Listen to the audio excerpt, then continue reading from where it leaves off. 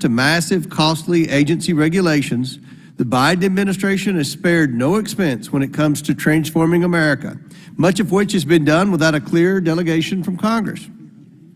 In just his first few days in office, President Biden issued far-reaching executive orders that radically altered how federal agencies approached climate issues. The Department of Energy, the Environmental Protection Agency, the Department of Health and Human Services, and several other agencies launched a government-wide effort to push out regulations to fundamentally change American life. It's estimated that just 3 of Biden administration's rules will cause $1.5 trillion to be spent over the next decade. We know what that means for businesses and consumers. Higher costs of doing business, higher prices, and fewer choices in the marketplace. And we know that this overreach will only continue the expansion of the executive branch power at the expense of the American people. It didn't have to be this way. And it wasn't long ago that we were on the right track to limit federal regulatory excess that holds back economic prosperity. The prior administration implemented substantial reforms to limit regulatory overreach, producing great economic successes. According to the 2020 economic report of the President, the Council of Economic Advisors estimated that regulatory reform was on track within 5 to 10 years to raise real incomes by $3,100 per household per year by increasing choice, productivity, and competition. That's over $3,000 more in the pocket of every household in America as a result of a smart approach to regulation. Also, according to that report, just 20 of the Trump administration's deregulatory actions were expected to save consumers and businesses about $220 billion per year after they went into full effect. President Biden ran on being a, quote, unifying president, but instead he has used his platform to strip away those regulatory reforms we know were positively impacting the economy and replace them with historic levels of new red tape. The Biden administration wasted no time eliminating deregulatory policies and instead cleared the way for President Biden's radical, costly, and burdensome agenda. The last thing any consumer or business wants to do is spend more time and more money on paperwork. That's something on which we can all agree. With historically high inflation, most consumers and businesses simply don't have extra cash laying around to pay someone to fill out reams more paperwork for them. Fortunately, Republicans in Congress know what a thoughtful, efficient, and results-driven regulatory system looks like. And that's what I and my colleagues in this Republican majority are here to support. This committee and the House majority will continue to hold the Biden administration accountable for its extreme regulatory overreach and pursue legislative solutions to ensure common sense regulatory reform. When America isn't tied down with red tape or buried under heaps of federal paperwork, America's small businesses, workers, and communities are capable of soaring to new heights of prosperity. And with more economic prosperity comes more economic opportunities. And these opportunities will do more to help Americans create, innovate, and thrive than any regulation pushed through by unelected bureaucrats. We saw this during the previous administration, and the results speak for themselves. I want to thank the witnesses for being here today to testify, and with that, I yield to the ranking member for his opening statement. Mr. Chairman, thank you kindly. Most Americans support government regulation across a whole wide range of industries and social activities on everything from auto safety to food and drug inspections to alcohol and tobacco advertising to mine safety and occupational safety and health rules. But the public sees the process of crafting regulations as opaque and inscrutable, and often it is, which is why regulated industries and their well-paid lobbyists have so often been able to capture the regulatory bodies that are supposed to be regulating them. The truth is that regulations have a profound effect on every aspect of our daily lives. Regulations affect the quality of the air we breathe, the safety of the food that we eat, and the quality of the water that we drink. Regulations keep us safe at work and protect us against hazardous chemicals and asthma-causing air pollution. They influence the ways we travel and how we bank. They help us ensure that the products that we buy are safe for our children. Now, some politicians like to say that they're anti-regulation, but of course they're pro-regulation when it comes to restricting our personal rights and our freedoms. Take a look at what's happening in Republican-controlled legislatures and local governments across America. Republicans in states like Florida, South Carolina, and Missouri are using government to regulate what kinds of health care Americans can access, what kinds of books we can read, which bathrooms we can use, the ways in which people vote, and what students learn in school about slavery and American history, Jim Crow, and racism. Republicans are vehemently pro-regulation when it comes to advancing an ideological agenda that is theirs. It's true that the corporate-dominated GOP today does not support railway safety regulation, anti-pollution rules, and occupational and mine safety rules, but the modern regulatory state was actually created on a bipartisan basis. The key difference between the parties today is the Democrats believe that government regulation must be used to serve the public interest of everyone, the common good of all. Republicans want corporate CEOs and industry lobbyists to take over the regulatory process and write the rules that serve their own interests. And the GOP wants to use regulation to control women's bodies, to screen the books that we read, and to take over our school curriculums. Former President Trump used his rulemaking authority to deregulate industry for his business buddies, to divide the public, to roll back more than 100 critical environmental protections, and to advance regulations to restrict women's access to health care, to weaken anti-discrimination rules, and to undermine protections for students with federal loans, to name just a few of his agendas. He also handed the regulatory process directly over to corporate special interests, essentially allowing corporations to run the agencies that should have been promoting public health and safety and protecting the environment. In contrast, the Biden administration is using evidence-based, common-sense regulations to protect American freedom and to ensure that corporate interests will act in the public good. The so-called regulatory burdens that our colleagues assail are rules in the public interest. They include rules to protect Americans against financially ruinous surprise medical bills and junk fees like exorbitant credit card late fees or check bouncing fees. A rule to make it easier for people to get hearing aids over the counter. A rule to ensure drinking water does not include chemicals that are carcinogenic. And a fuel efficiency rule projected to provide net benefits of up to $1.6 trillion by 2055, including by improving public health and reducing climate change.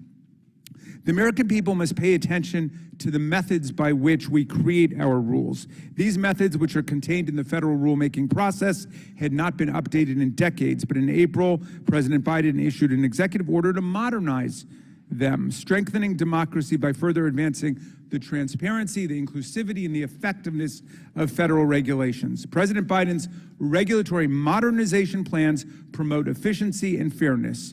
Well-funded corporations should no longer have outsized influence on federal rulemaking simply because they have the time and resources to bombard federal officials. The Biden changes require federal officials to proactively seek out the voices of those who are underrepresented in but still critically affected by the rulemaking process, including people with disabilities and people living in rural areas.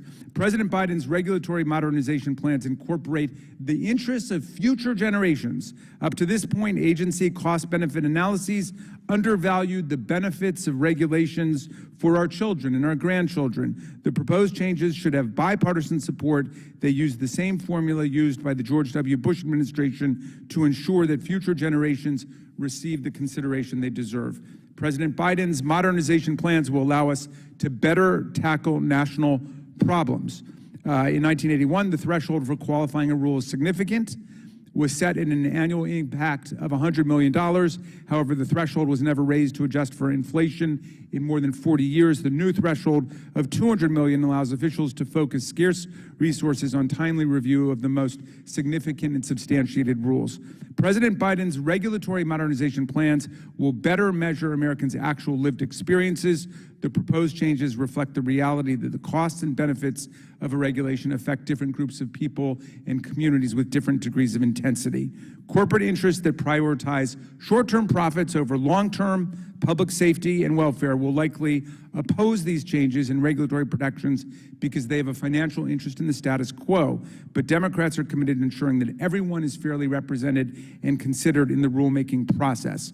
Regulations are a legal tool in democracy to serve the public good. Republicans want to dismantle certain government regulations or red tape to allow corporations and industry to regulate themselves, even when the public health and safety and our environmental security are on the line. Democrats are committed to ensuring that government protects and benefits the health and safety of all the American people while preserving the individual liberties and rights of the people. I yield back to you, Mr. Chairman. Ranking member yields back. I'm pleased to welcome an expert panel of witnesses who each bring experience and expertise that will be valuable to today's discussion. I'd first like to welcome Anthony Campau. Hopefully I pronounced that right. Campo, yeah. Campo. From Clark Hill Strategies, who previously served as Chief of Staff and Counselor at the Office of Information and Regulatory Affairs within OMB. Next, we have Casey Mulligan, who currently serves as a Professor of Economics at the University of Chicago and previously served as Chief Economist for the Council of Economic Advisors under the Trump administration. Next, we have Adam White, who is Co-Executive Director of the C. Boyden Gray Center for the Study of Administrative State within George Mason's Scalia School of Law. Mr. White is also a Senior Fellow of the American Enterprise Institute. Lastly, we have Sally Katzen, Professor of Practice and Distinguished Scholar in Residence at the New York University School of Law. Professor Katzen previously served as Administrator of the Office of Information and Regulatory Affairs during the Clinton administration.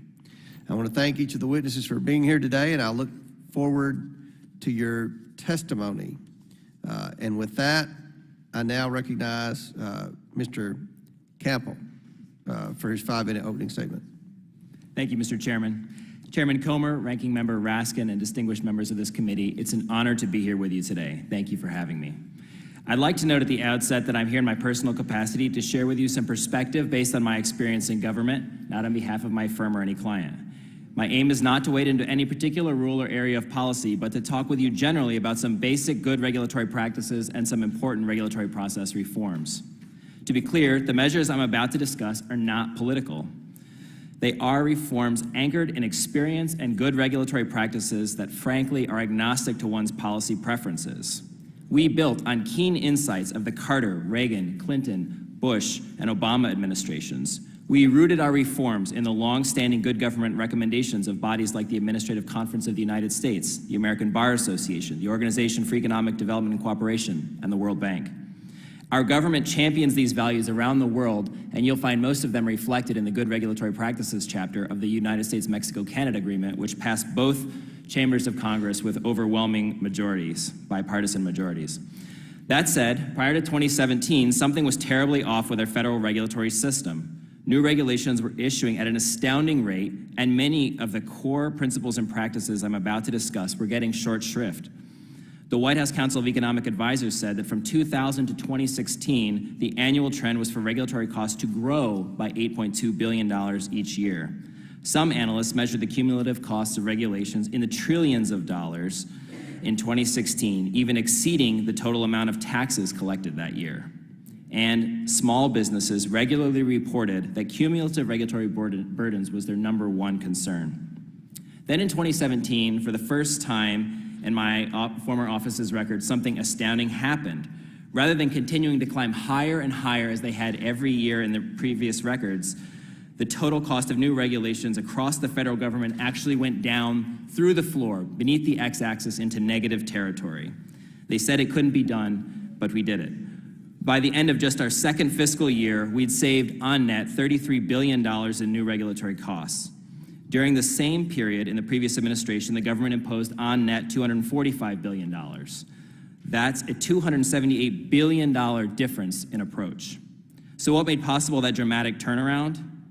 The U.S. federal government implemented a set of regulatory process reforms that significantly improved the overall regulatory environment, allowing the government to continue protecting health and safety while also providing more room for innovation, public engagement, personal freedom, consumer choice, and economic growth. Those reform measures included: 1, providing more transparency on regulations under development; 2, improving agency guidance practices, including by making it easier for the public to actually find the guidance that governs them; 3, providing more opportunities for public engagement in the rulemaking and guidance processes; 4, developing and sticking to a regulatory budget; 5, conducting a retrospective review of older standards; 6, encouraging the use of rigorous benefit-cost analysis in an ever larger universe of actions; and 7, ensuring regulatory policy was anchored in the best reasonably available public-facing information. Unfortunately, many of these reforms are implemented by executive orders that have since been rolled back. One recent study noted that at its halfway point, consequently, the federal government is again issuing rules at a record pace. One recent study noted that at its halfway point, the administration had already imposed $110 billion more regulatory costs than the Obama administration at that same point. It's also worth noting that this estimate only covers rules that actually include economic analysis. Most rules and the vast majority of guidance documents include no such analysis, which means they're left out of these calculations. Further, recent actions have adjusted the relevant thresholds for analysis, making it possible, if not likely, that even fewer rules will be included in these calculations in the future. Congress should step in and make these common sense, well-grounded regulatory process reforms permanent. I've covered the measures in more detail in my written testimony, and I look forward to discussing them with you today. Thank you. Point of order, Mr. Chairman. Did we swear these witnesses in? Oh, okay. We did not, and that was my fault. So we'll do that right now. Pursuant to Committee Rule 9G, the witnesses will please stand and raise their right hands. Do you solemnly swear or affirm that the testimony that you are about to give is the truth, the whole truth, and nothing but the truth, so help you God? I do. Let the record show that the witnesses all answered in the affirmative. So now I recognize Professor Mulligan for your opening statement.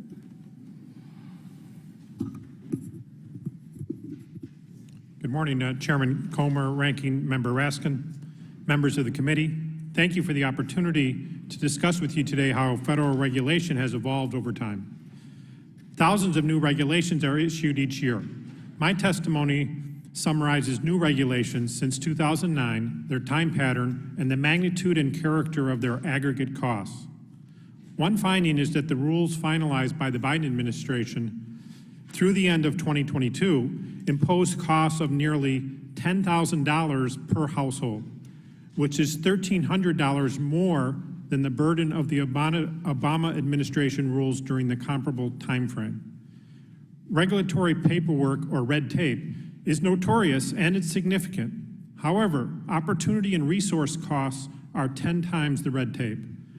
Remember the government orders that shut down schools and businesses.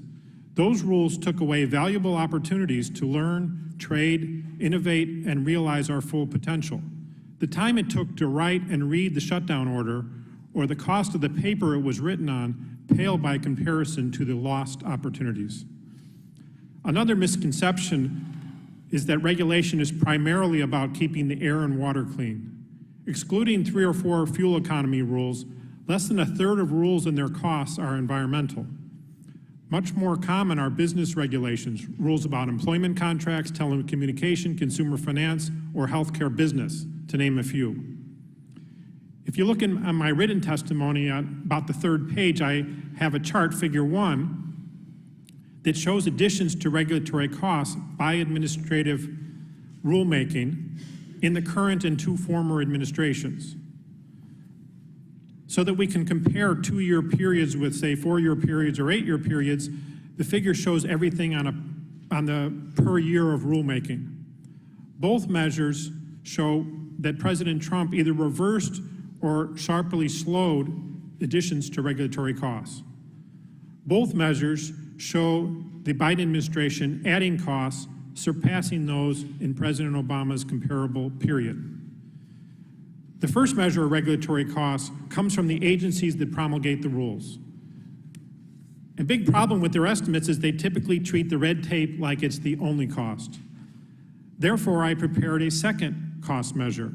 The Biden administration has been adding costs, according to that measure, at a rate of $617 billion per year of rulemaking, not counting regulatory costs created by statutes and other non-rule regulatory actions. The inflation-adjusted equivalent shown in my figure 1 is $5,000 per household per year of rulemaking for the rules finalized in 2021 and 2022. These costs are spread over time rather than concentrated in the first year that the rule takes effect. If that pace accelerates, as it did during the Obama years, costs would near $60,000 per household after 8 years of rulemaking. President Trump's pace was in the opposite direction. A common view is that people are unaffected by regulation if it doesn't apply to their company or doesn't restrict a product that they buy. That's a mistake. Ultimately, we are all affected through higher prices, lower incomes. A nice example is the wages of barbers, which far outpaced inflation for a century. During that same time, their productivity, on the basic haircutting at least, hardly changed at all. But barbers' real wages increased almost entirely due to what was happening outside their industry. It's the same with regulation. The wage trend in your occupation depends a lot on what's happening in other jobs. My written testimony shows a couple of detailed examples where deregulation reduced internet service prices so much that it moved the aggregate inflation rate. Another example connects deregulation with falling prescription drug prices. Earlier, we estimated that candidate Biden's regulatory agenda by itself would reduce real wages by 2.5% relative to Trump's policy. Although Biden's regulatory campaign promises are not yet finished, the executive orders and agendas indicate that it intends to fulfill those promises. That involves losing maybe 2 years' worth of normal wage growth due to just added regulation. Small businesses are especially burdened, as the chairman mentioned. New federal regulations are also regressive, especially because many rules from health insurance and onward are in effect forcing middle-class and lower-income families to have champagne tastes on a beer budget. I estimate that something like the Biden pace of regulation would, as a share of income, cost the lowest income families 7 times more than the high-income families. I look forward to continuing the discussion. Thank you. Chair recognizes Mr. White for your opening statement. Thank you, Chairman Comer, Ranking Member Raskin, distinguished members of the committee. I'm grateful for the opportunity to testify today. And in my opening statement, I would like to make 4 main points. The first has to do with the administrative agencies themselves. Any conversation like this about administrative agencies and regulations tends to involve a lot of numbers, a lot of very specific rules, often a lot of acronyms. But I would like to focus on 2 main themes or trends of recent years. The first has to do with the regulatory initiatives and ambitions of a number of agencies. Agencies now more than ever are the center of gravity in government and policymaking, and the center of gravity in terms of the political energy around policymaking. And because of that, or with that, a number of agencies are showing great ambition in pursuing transformative rulemaking initiatives. Transformative not just in terms of the industries or the public interest, but also transformative in terms of the agencies themselves. A number of longstanding agencies are pursuing ambitious new regulatory programs that would fundamentally change the mission of the agency. At the same time, the second trend I want to focus on is the issue of regulatory uncertainty. A number of agencies are achieving their policy aims right now, not just by imposing new regulations, but by taking down a lot of guidance or other rules or standards that allowed for regulatory certainty to take hold. Agencies are leveraging uncertainty, and I think that's very, very worrisome in terms of the stability of the rule of law. My second point has to do with the Supreme Court. At the same time that this is happening in the administrative agencies, the Supreme Court has undertaken a number of decisions in recent years and decades to make administration more lawful and less unsteady. I think most prominent in recent years has been the major questions doctrine, but through which the Supreme Court has tried to read agency statutes, especially long-standing agency statutes, much more reasonably in terms of not just the Constitution's separation of powers, but also in terms of the experience of those agencies going back decades or more. The major questions doctrine, I think, is an important judicial tool for limiting agency adventures. But at the same time, the Roberts Court has issued a number of decisions that help to make administration steadier, more predictable, more transparent, and more analytically rigorous. And including not just cases involving the Biden administration or the Obama administration before it, but even the Trump administration. During the Trump administration, we saw a number of Supreme Court decisions that pushed back against agencies for not sufficiently explaining their regulatory decisions. So across the board, the Roberts Court for now nearly 2 decades has tried to make the administrative process more lawful and more steady. And I think that's important because of my third point. My third point is about the Constitution, and especially the Constitution's founding purposes. Of course, the Constitution was created to ensure checks and balances and to protect individual liberty. But another theme of the founding generation was the need for good administration, by which they meant steady, lawful, and energetic administration. And a number of the Roberts Court's decisions, I think, trend in that direction, at least in terms of the steadiness of administration.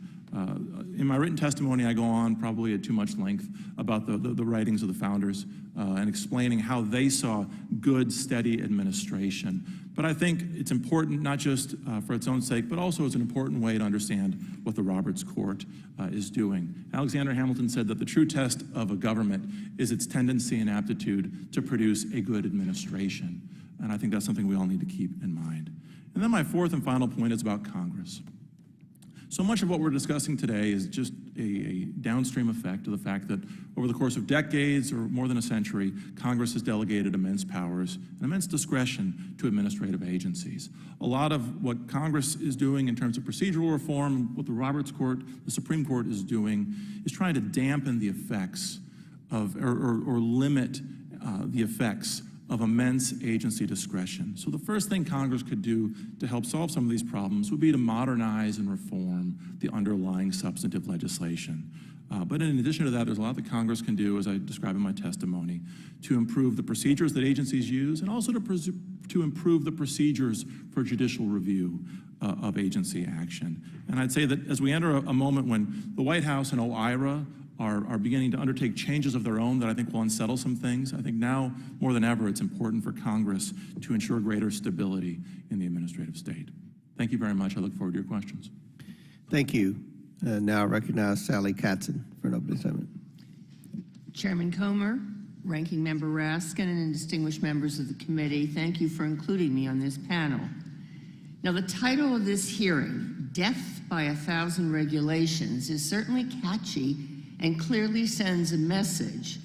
But with respect, I do not believe it is either accurate or a constructive frame for considering a very important subject in the lives of Americans. The title reflects the fact that regulations do not have a good name in some quarters. Criticizing regulations and calling for their repeal is a popular applause line. But whenever focus groups are asked to identify which specific regulations should be repealed, they're often stymied. As Ranking Member Raskin said, they don't want to repeal regulations that ensure that their medicines are safe and effective, that their meat is inspected, properly labeled, and free of contaminants, that the air is clear, their water drinkable, the national parks accessible, their automobiles protective in the case of accidents, that they're protected from injuries and illnesses in their workplaces, their markets are transparent and a level playing field, just to name a few. Now, while some accuse the agencies of running amok, it's important to remember that no agency is a free agent.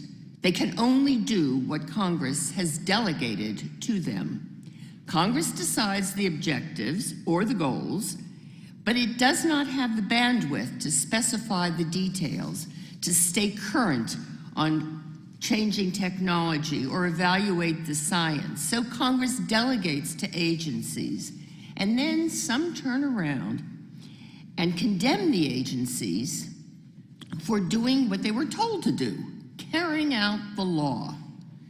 Meanwhile, the agencies operate within well-established, precise procedural and substantive constraints, which involve public participation, responsiveness to comments, analysis of the intended and unintended consequences of their proposals, review by OIRA to ensure that the benefits of the proposals justify the costs, and then challenges in courts where independent judges determine whether an agency has used the proper procedures, whether any of its findings and policy determinations are arbitrary and capricious, and whether his stay within the statutory limits set by Congress. Now, regulations that survive this process have contributed much to our well-being and success as a nation. Nonetheless, some will complain and object to any burden or restraint placed on them. And these complaints are seemingly accepted uncritically by some, and indeed amplified for those who are looking for simple sound bites. Now, several of the other witnesses today recite numbers of regulations and the cost of regulations. I haven't heard very much about the benefits of regulations.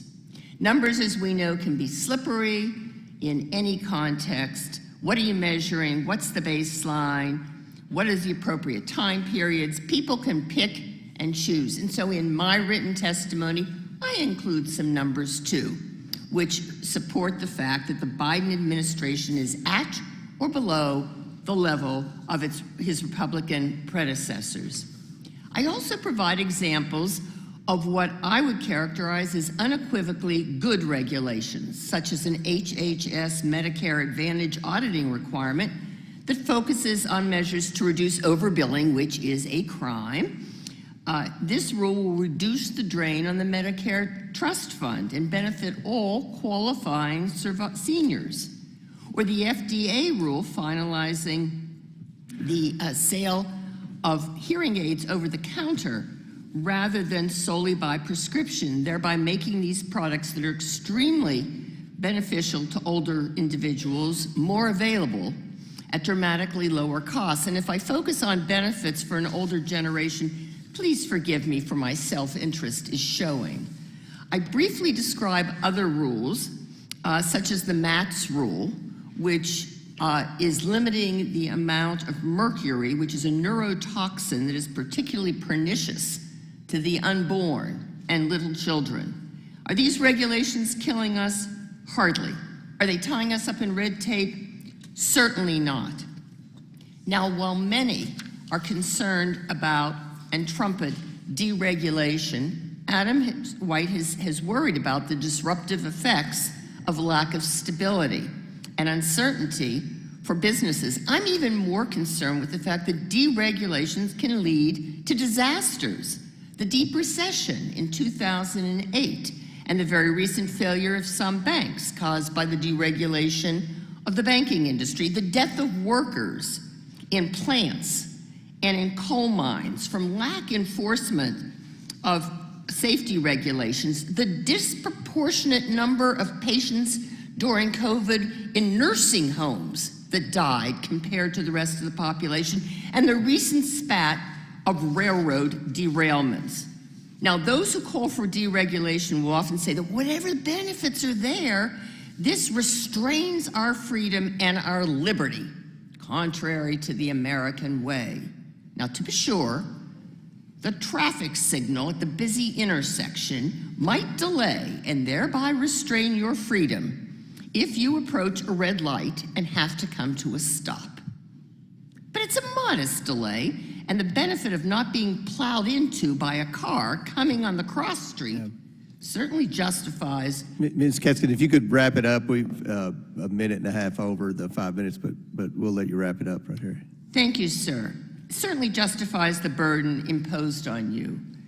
So I think there may be some restraint on individual activity, but the aggregate liberty is enhanced for all Americans. Thank you, Mr. Chairman, for your graciousness. Thank you. Now we'll begin the questioning portion. Begin with gentleman from Arizona, Mr. Gosar, for 5 minutes. Thank you, Mr. Chairman. The total cost of all regulations on the books amount to a little more than $1.9 trillion in 2021. This means that if the U.S. regulatory state was its own country, it would have the 8th highest GDP in the world. Think about that. Not surprisingly, Joe Biden is the greatest regulator in history. In his first year in office, he oversaw regulatory burdens that was 4 times as great as Obama in his first year in office. Biden's regulations have sought to eliminate combustion engines, gas stoves, fossil fuel power plants. However, a less conspicuous area of regulatory overreach is Biden's war on critical minerals. In January of this year, Biden's Interior Department canceled copper mine leases held by Twin Metals in northern Minnesota due to regulatory violations, even though the leases were previously renewed by the Trump administrations.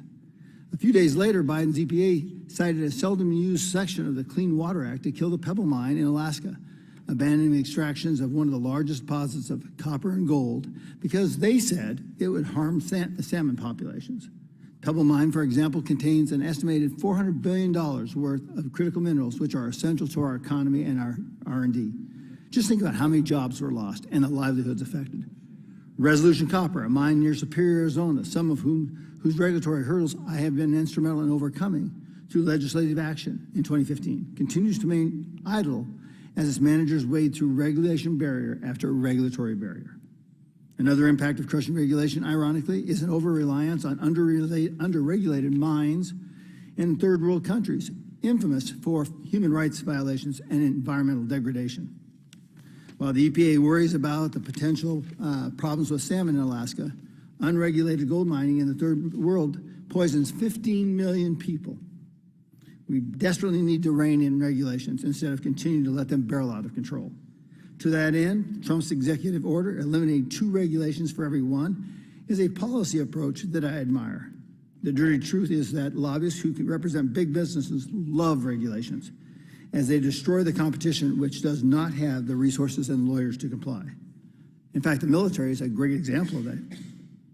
Congress has a duty to protect small businesses who are the backbone of the economy as they are job creators by curtailing the state. Now, questions. Mr. Campow, in your testimony, the President Trump's policy to remove 2 rules for every 1 rule added was actually not as impactful as requiring each agency to have a regulatory budget. Could you please go into that a little bit more? Thank you, Congressman. The point that I was making there was that the regulatory budget is often known by the shorthand phrases like 2 for 1 or 1 in, 2 out. And I just wanted to note that it was in fact an instrument in service of the regulatory, of the what I consider to be the sort of core regulatory budget, which was in the first year, in 2017, a $0 cap on new regulatory activity, and then in the out years, a number to be determined by the administrator of OIRA in collaboration with the agencies in a ground-up process. And so that budget, there was some criticism around the 2 for 1. Well, what constituted an out, what constituted an in? And what I said was that there was some flexibility in the ins and outs calculations, which was clearly articulated in the guidance that implemented the order, but the core of the budget, which was the dollar aspect of it, was I think pretty much not criticized, and was the total savings over the course of the 4 years was just under $200 billion on net across the entire federal government. That's incredible. So, Mr. White, coming back to you. So part of the testimony was about implementation and enforcement. So now, at least 1/3 of our budget is associated with health care. So there was a rule passed, that was one of the last bills signed by President Trump, about excluding the Sherman and Clayton antitrust exemption for medical insurance industries. Would there be some reason why you would feel that the Department of Justice would not enforce that? Thank you, Congressman. I'm very sorry to say I'm not familiar with that particular legal provision. Let me say more generally that given the sheer number of regulations currently on the books, in addition to all the statutes, agencies have enormous enforcement discretion, which can then be leveraged or at the very least creates a lot of uncertainty. And quickly getting to that point, Yeah. Congress can dictate in their appropriations more specifically where the money can be spent. Is that one of the regulatory controls as well as the reauthorization of those programs? Yes, it can be and it should be. Congress's power of the purse is one of the most important tools it has for the sake of good policy making and good enforcement. And anything Congress can do to improve its use of that tool, I think would be a good thing. Thank you very much. Chair now recognizes the ranking member for 5 minutes. Thank you, Mr. Chairman. When we get regulation right, we avoid disaster. When we get regulation wrong, we court disaster.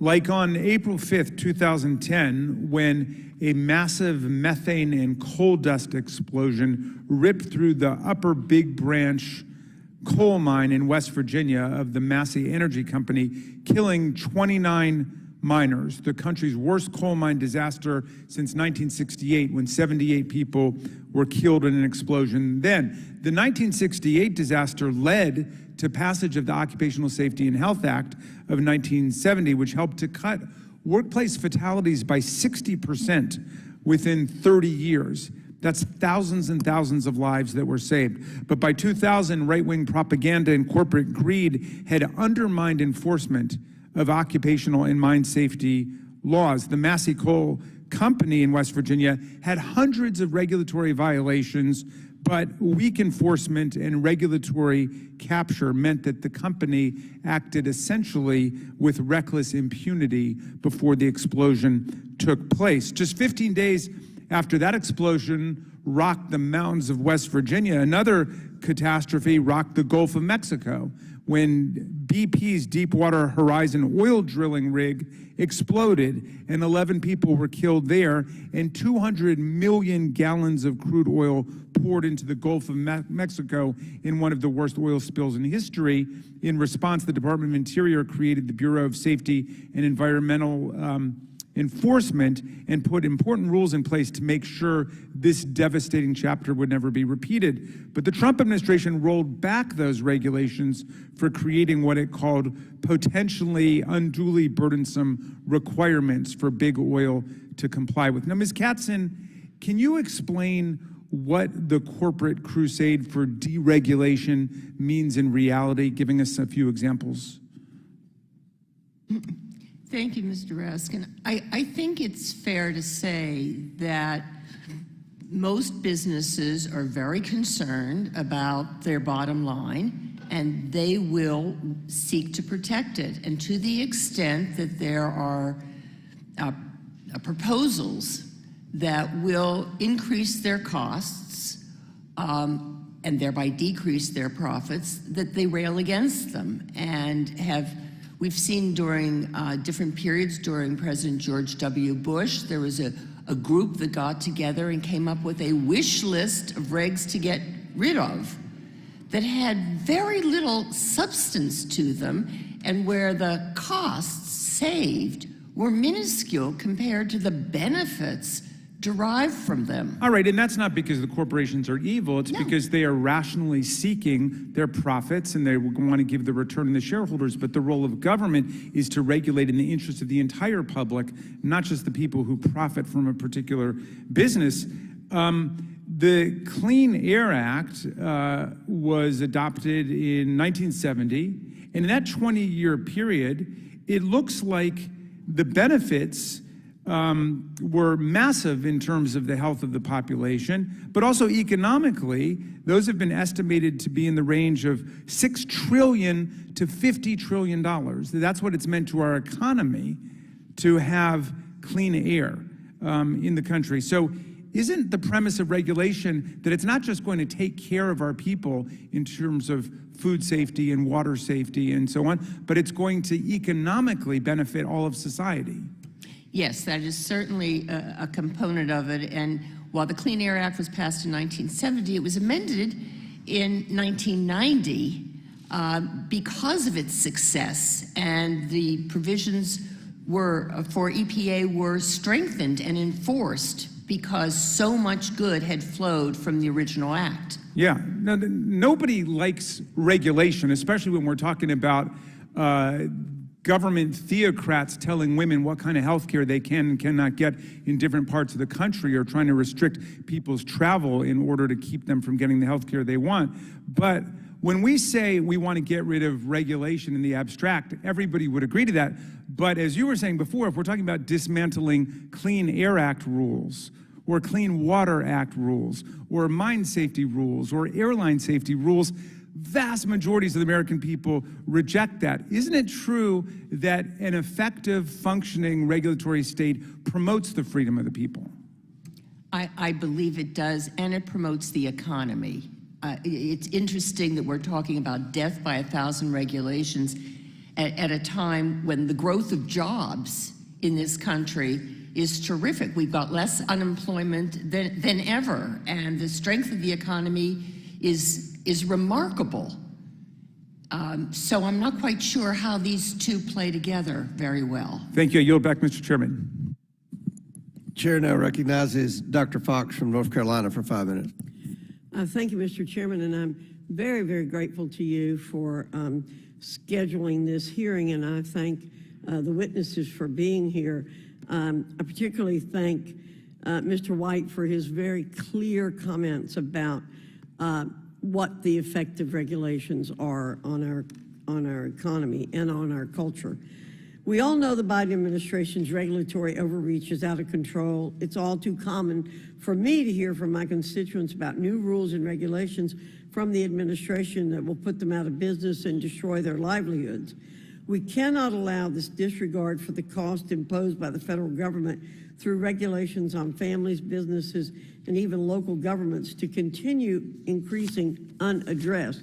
Last month, I introduced H.R. 3230, the Unfunded Mandates Accountability and Transparency Act, or UMATA, as we call it.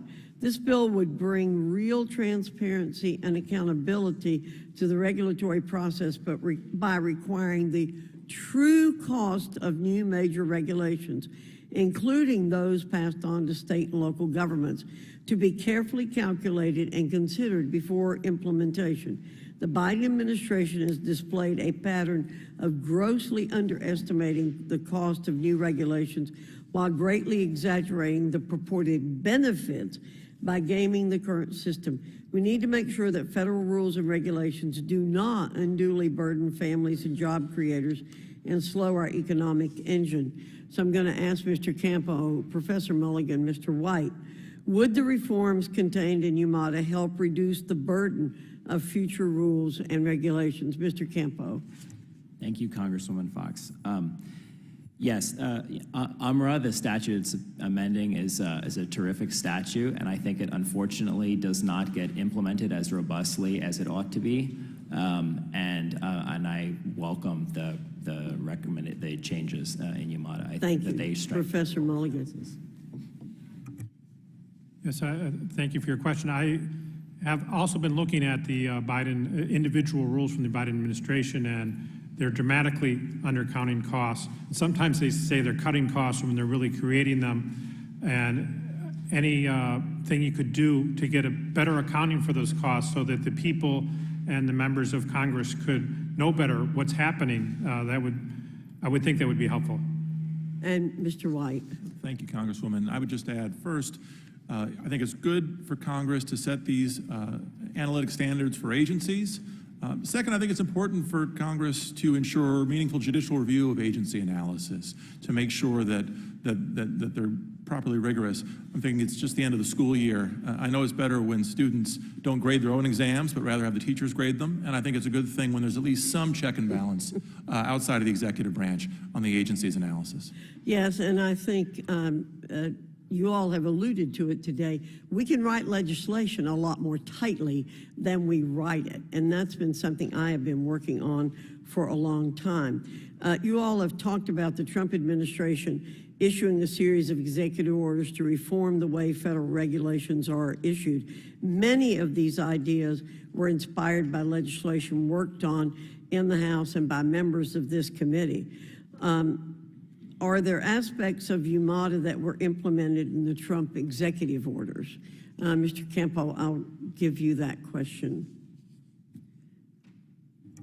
Thank you, Congresswoman. Yes, we tried to expand and strengthen the role of analysis. It's something that is, been agreed upon over the decades on a bipartisan basis, that analysis is important, and we tried to strengthen its role anywhere and everywhere we could. I noted in my written testimony several ways that we went about that, the transparency aspects of it as well, absolutely crucial. We took major transparency steps with respect to the unified agenda, with respect to posting rules for engagement earlier on across the board. Thank you. Professor Mulligan, I don't have much time left, but you mentioned in your testimony that the cost in the Biden administration the first 2 years is about $10,000 per household of rules and regulations. It's really a staggering burden. Is there anything that the Biden administration has done to justify this absurd new regulatory burden? No, I'm not sure they've acknowledged it. Thank you very much. I appreciate it. Thank you, Mr. Chairman. I yield back. Chair now recognizes Mr. Connolly from Virginia for 5 minutes. Thank you, Mr. Chairman. Thank you. Well, Professor Katzen put her finger on the title of this hearing, which shows you the intellectual dishonesty of y'all being here. Because this hearing is all about confirmation bias. And that bias is predicated on a false narrative and a mindless narrative that all regulation is burdensome, most of it's unnecessary or duplicative. And if we just, it reminds me of the scene in Amadeus, where Amadeus puts on his very first production for the emperor of the Austro-Hungarian Empire, and the empire goes to greet him after the performance. And Amadeus asks, Mozart asks him, what did you think? And the emperor goes, well, and the court composer goes, too many notes. And the emperor goes, yes, too many notes. Cut out a few, it'd be perfect. That's the approach to regulation. Let's have, for every new regulation, let's cut out 2, as if they're all the same. There's no intellectual distinction between saving a life and making sure a drug is, pure. Professor Katzen, Upton Sinclair at the turn of the 20th century wrote a book called The Jungle. It led Theodore Roosevelt, a Republican president, to actually insist on regulation on food safety for the first time in America. Did Americans benefit from that series of regulations, do you think? I think they did. Ralph Nader wrote a book called Unsafe at Any Speed. That book led directly to more intensive regulation of the auto industry. Did that save lives? I think it did. And by the way, did the auto industry crash as a result of this ridiculous, or when the lady from North Carolina's word, absurd regulation? I do not think it did. It's No. still thriving. No. Rachel Carson wrote a book called Silent Spring that led to the environmental movement in the United States and the creation of EPA under a Republican president, Richard Nixon. Do you think, well, we've already heard you, but I mean, do you think that that movement, the environmental movement in both clean air, clean water, and looking at dangerous pesticides and chemicals, was that a good thing? I think that was a very good thing. And your questions also show that books are good Yeah. and should not be banned. Oh, well, that's the kind of regulation some people seem to like. Now, is there a cost when we don't regulate? They've talked a lot. We've only heard about the cost of regulation. What about the cost of the lack of regulation? Does that ever happen? It has happened, unfortunately, too frequently with disasters such as those mentioned by Mr. Rankin and some of the ones that I've talked about where lives are at stake, or in the financial area where savings are lost. So during Trump's 4 years, and apparently that was just the paragon of deregulation, thank God, somebody cared about that. He reversed rules requiring oil and gas companies to monitor and repair leaks in the facilities, blocked coal companies from dumping debris into local streams, and mandating braking system upgrades for high-hazard trains, hauling flammable liquids like oil and ethanol. Gosh, what could go wrong with rescinding those kinds of regulations? Derailments and explosions and threatening the air and therefore the life of the people in East Palestine. Any example come to mind of what could go wrong with that recently?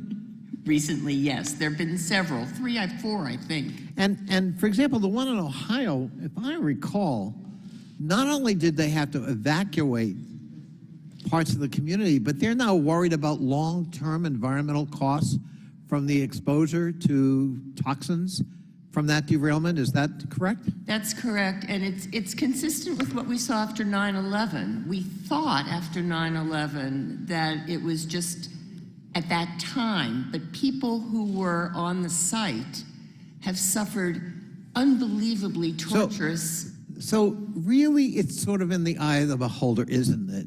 In terms of deregulate or regulate at your peril, and somebody else is deciding what risks you ought to take. And the risk of this philosophy of regulation's bad, let's deregulate everything we can, is that the risk then falls on the public in terms of health, safety, and life and limb. And we've seen the consequences of taking that risk all too often. I yield back. Chair recognizes Mr. Biggs from Arizona for 5 minutes. Thank you, Mr. Chairman. This has been, really interesting. We've got one witness who basically thinks regulations should be apparently endless because they all save lives. So I thought I would just bring up some places that we regulate. You checked out the ketchup regulations lately. Check that out? The ketchup regulations define very clearly what ketchup is.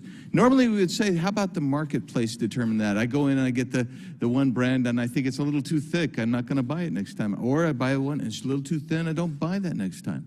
Because it isn't the ketchup regulations are not designed necessarily for safety, because you got a whole host of safety regulations over here. Ketchup regulations about thickness and etc.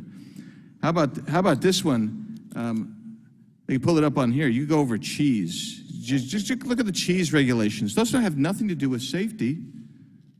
But you got Asiago cheese and old Asiago cheese.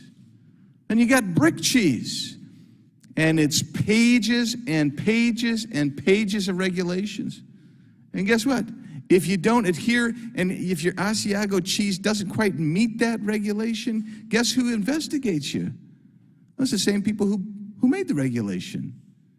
Who's gonna impose sanctions upon you? Same group of people. Let's see who else. I just took buns, hamburger buns, bakery goods, pages and pages. Not only, they're in 3 different sections of the CFR. Man, you can go after buns. But by golly, we're not overregulated. Microphones, they're regulated. Everything comes back to regulation. And so I think one of our witnesses testified just moments ago that they are the center or axis or whatever of basically lawmaking and policy making in America today. Really are, really are. How about this one? This was fun, coming from Arizona. The EPA was going after Arizona, demanding that we pay to clean up some pollution in the Grand Canyon, except for they acknowledged that it was causing no harm to either the canyon or any personnel. But the thing that really drove us crazy is that all of that was coming over, being blown over from the Southern California LA basin. But we were going to get stuck paying for cleaning it up. And the process that they were invoking upon us, based on their regulations, would have cost us tens and tens of millions of dollars, and yet they admitted it would not change the appearance, nor would it actually clean the air. That's what you get when you rely solely on clean air, on regulations. How about this one? In Arizona, OSHA came after Arizona and said, you have not, as required, adopted our federal fall standards, our regulations. We're going to come after you and shut you down, and we're going to take away your ability to enact our OSHA standards that we're imposing upon you. Our response was, but our fall standards are more rigorous and statistically show a safer fall standard than the feds. But we ended up getting sued. We sued back, and we had to settle and say, we'll be less safe and we'll have to adopt the federal standards. When I hear people say that, man, if you don't have federal regulations, you're not going to be safe, I think, well, who's actually applying those federal regulations? It's virtually every state. Arizona DEQ applies the EPA standards for the most part. Arizona's occupational labor department imposes, in many cases, more rigorous regulatory standards than OSHA, but we are stuck because OSHA wants to come in and impose. You want to know why people say we're getting overregulated? It's because even when a state undertakes its own regulatory constraints and its own regulatory framework, the federal government insists upon its regulations coming in, as if everybody in a state is a total dumpkin. That's overreach, and that's the authoritarianism of the fourth branch of government, federal regulation, federal administrative state. I'll yield back. Very good. Chair recognizes the gentlelady from New York, Ms. Ocasio-Cortez, for Thank you. 5 minutes. Thank you, Mr. Chair. You know, I just have to commend Congressman Connolly for his strong performance. And he took my reference to the jungle that I wanted to discuss today as well. But, you know, it's really just astonishing to me that we are having a hearing today about regulations, not a specific regulation, just regulations. Are they good? Should they exist? Let's dig into it. We long know that regulations are written in blood. That's very often what is communicated by people, by communities, by labor, by workers, by many more. And even now, you know, hearing a mockery of cheese, right? You have Republicans saying, oh, look at how tightly regulated our government is. We even regulate cheese. Well, pregnant women cannot eat all forms of dairy because this is a food that contains bacterial growths, and it poses risks. But perhaps if the other side of the aisle had more fluency and had more knowledge of a woman's body, perhaps they would suffer less in this policy making. Let's look at other current regulatory rollbacks the Republican Party is currently trying to pursue. Let's talk about airlines. Right now, we are seeing that lawmakers and Republicans are currently trying to push rollbacks on airline regulations. This has come with the forceful pushback from the Pilots Association, as well as communities that have suffered and who have lost families on this. But let's dive in. What we are seeing right now is Republicans trying to roll back a rule on the number of hours that pilots must require in order to train, in order to be licensed. And Ms. Katzen, are you familiar at all with the Federal Aviation Administration's 1,500-hour rule? Very lightly, but yes, I'm aware of its requirements. This rule requires pilot in training, requires a pilot in training to have a minimum of 1,500 hours of flight time before flying a commercial plane. Seems pretty reasonable to me. If you're dealing with thousands of people and transporting thousands of people and commanding an airplane, it seems like you should have pretty thorough training. This rule was enacted not because of some bureaucrat having an idea somewhere, but it was enacted as in 2010 following the Colgan airplane crash that tragically killed 50 people near Buffalo, New York. Now, once the rule was mandated by Congress, FAA implemented the law. And we're hearing the same arguments from the other side of the aisle saying these regulations are too onerous, that it's too much of an imposition. But these families have paid the price. They have paid the price. When we see these regulations, and we have heard it, themselves, including from the president of the Pilots Association, saying these regulations are written in blood. Food regulations. This committee has overseen PFAS poisoning. Communities that are often low income, that don't have anyone to protect them. Rural, urban, inner city, wherever. They are poisoned when they are not protected, and that is the actual term. People discuss the term regulation. What these are protections for people, often who have no one else to protect them, who do not have a corporate legal team to protect them, who have endured loss, who have endured disease, fertilities, cancers. This is why we have regulations. Ms. Katzen, from your experience and expertise, even though a rule is mandated by Congress, for a rule like this to be implemented, it would still have to go through an extensive process, correct? Yes, ma'am. And a rule like this would go through an extensive process, oftentimes to ensure safety for people, right? Correct. And the input of those on the ground who may know more than those who are drafting the rules. So it's an informed process. And unsurprising to no one, this regulation had a massive impact on fatalities with the pilot with the pilot hour requirement, training hour requirement. From 1990 to 2010, the FAA counted 1,720 fatalities involving passenger and cargo flights. Once the rule was finally implemented, from 2011 to 2021, the FAA counted only 14 fatalities, 14. Only 14 fatalities after implementing this rule, when the direct years prior to that, we saw 1,720 Americans dead. And yet we're here discussing rolling back a regulatory state, not even pointing out a specific area.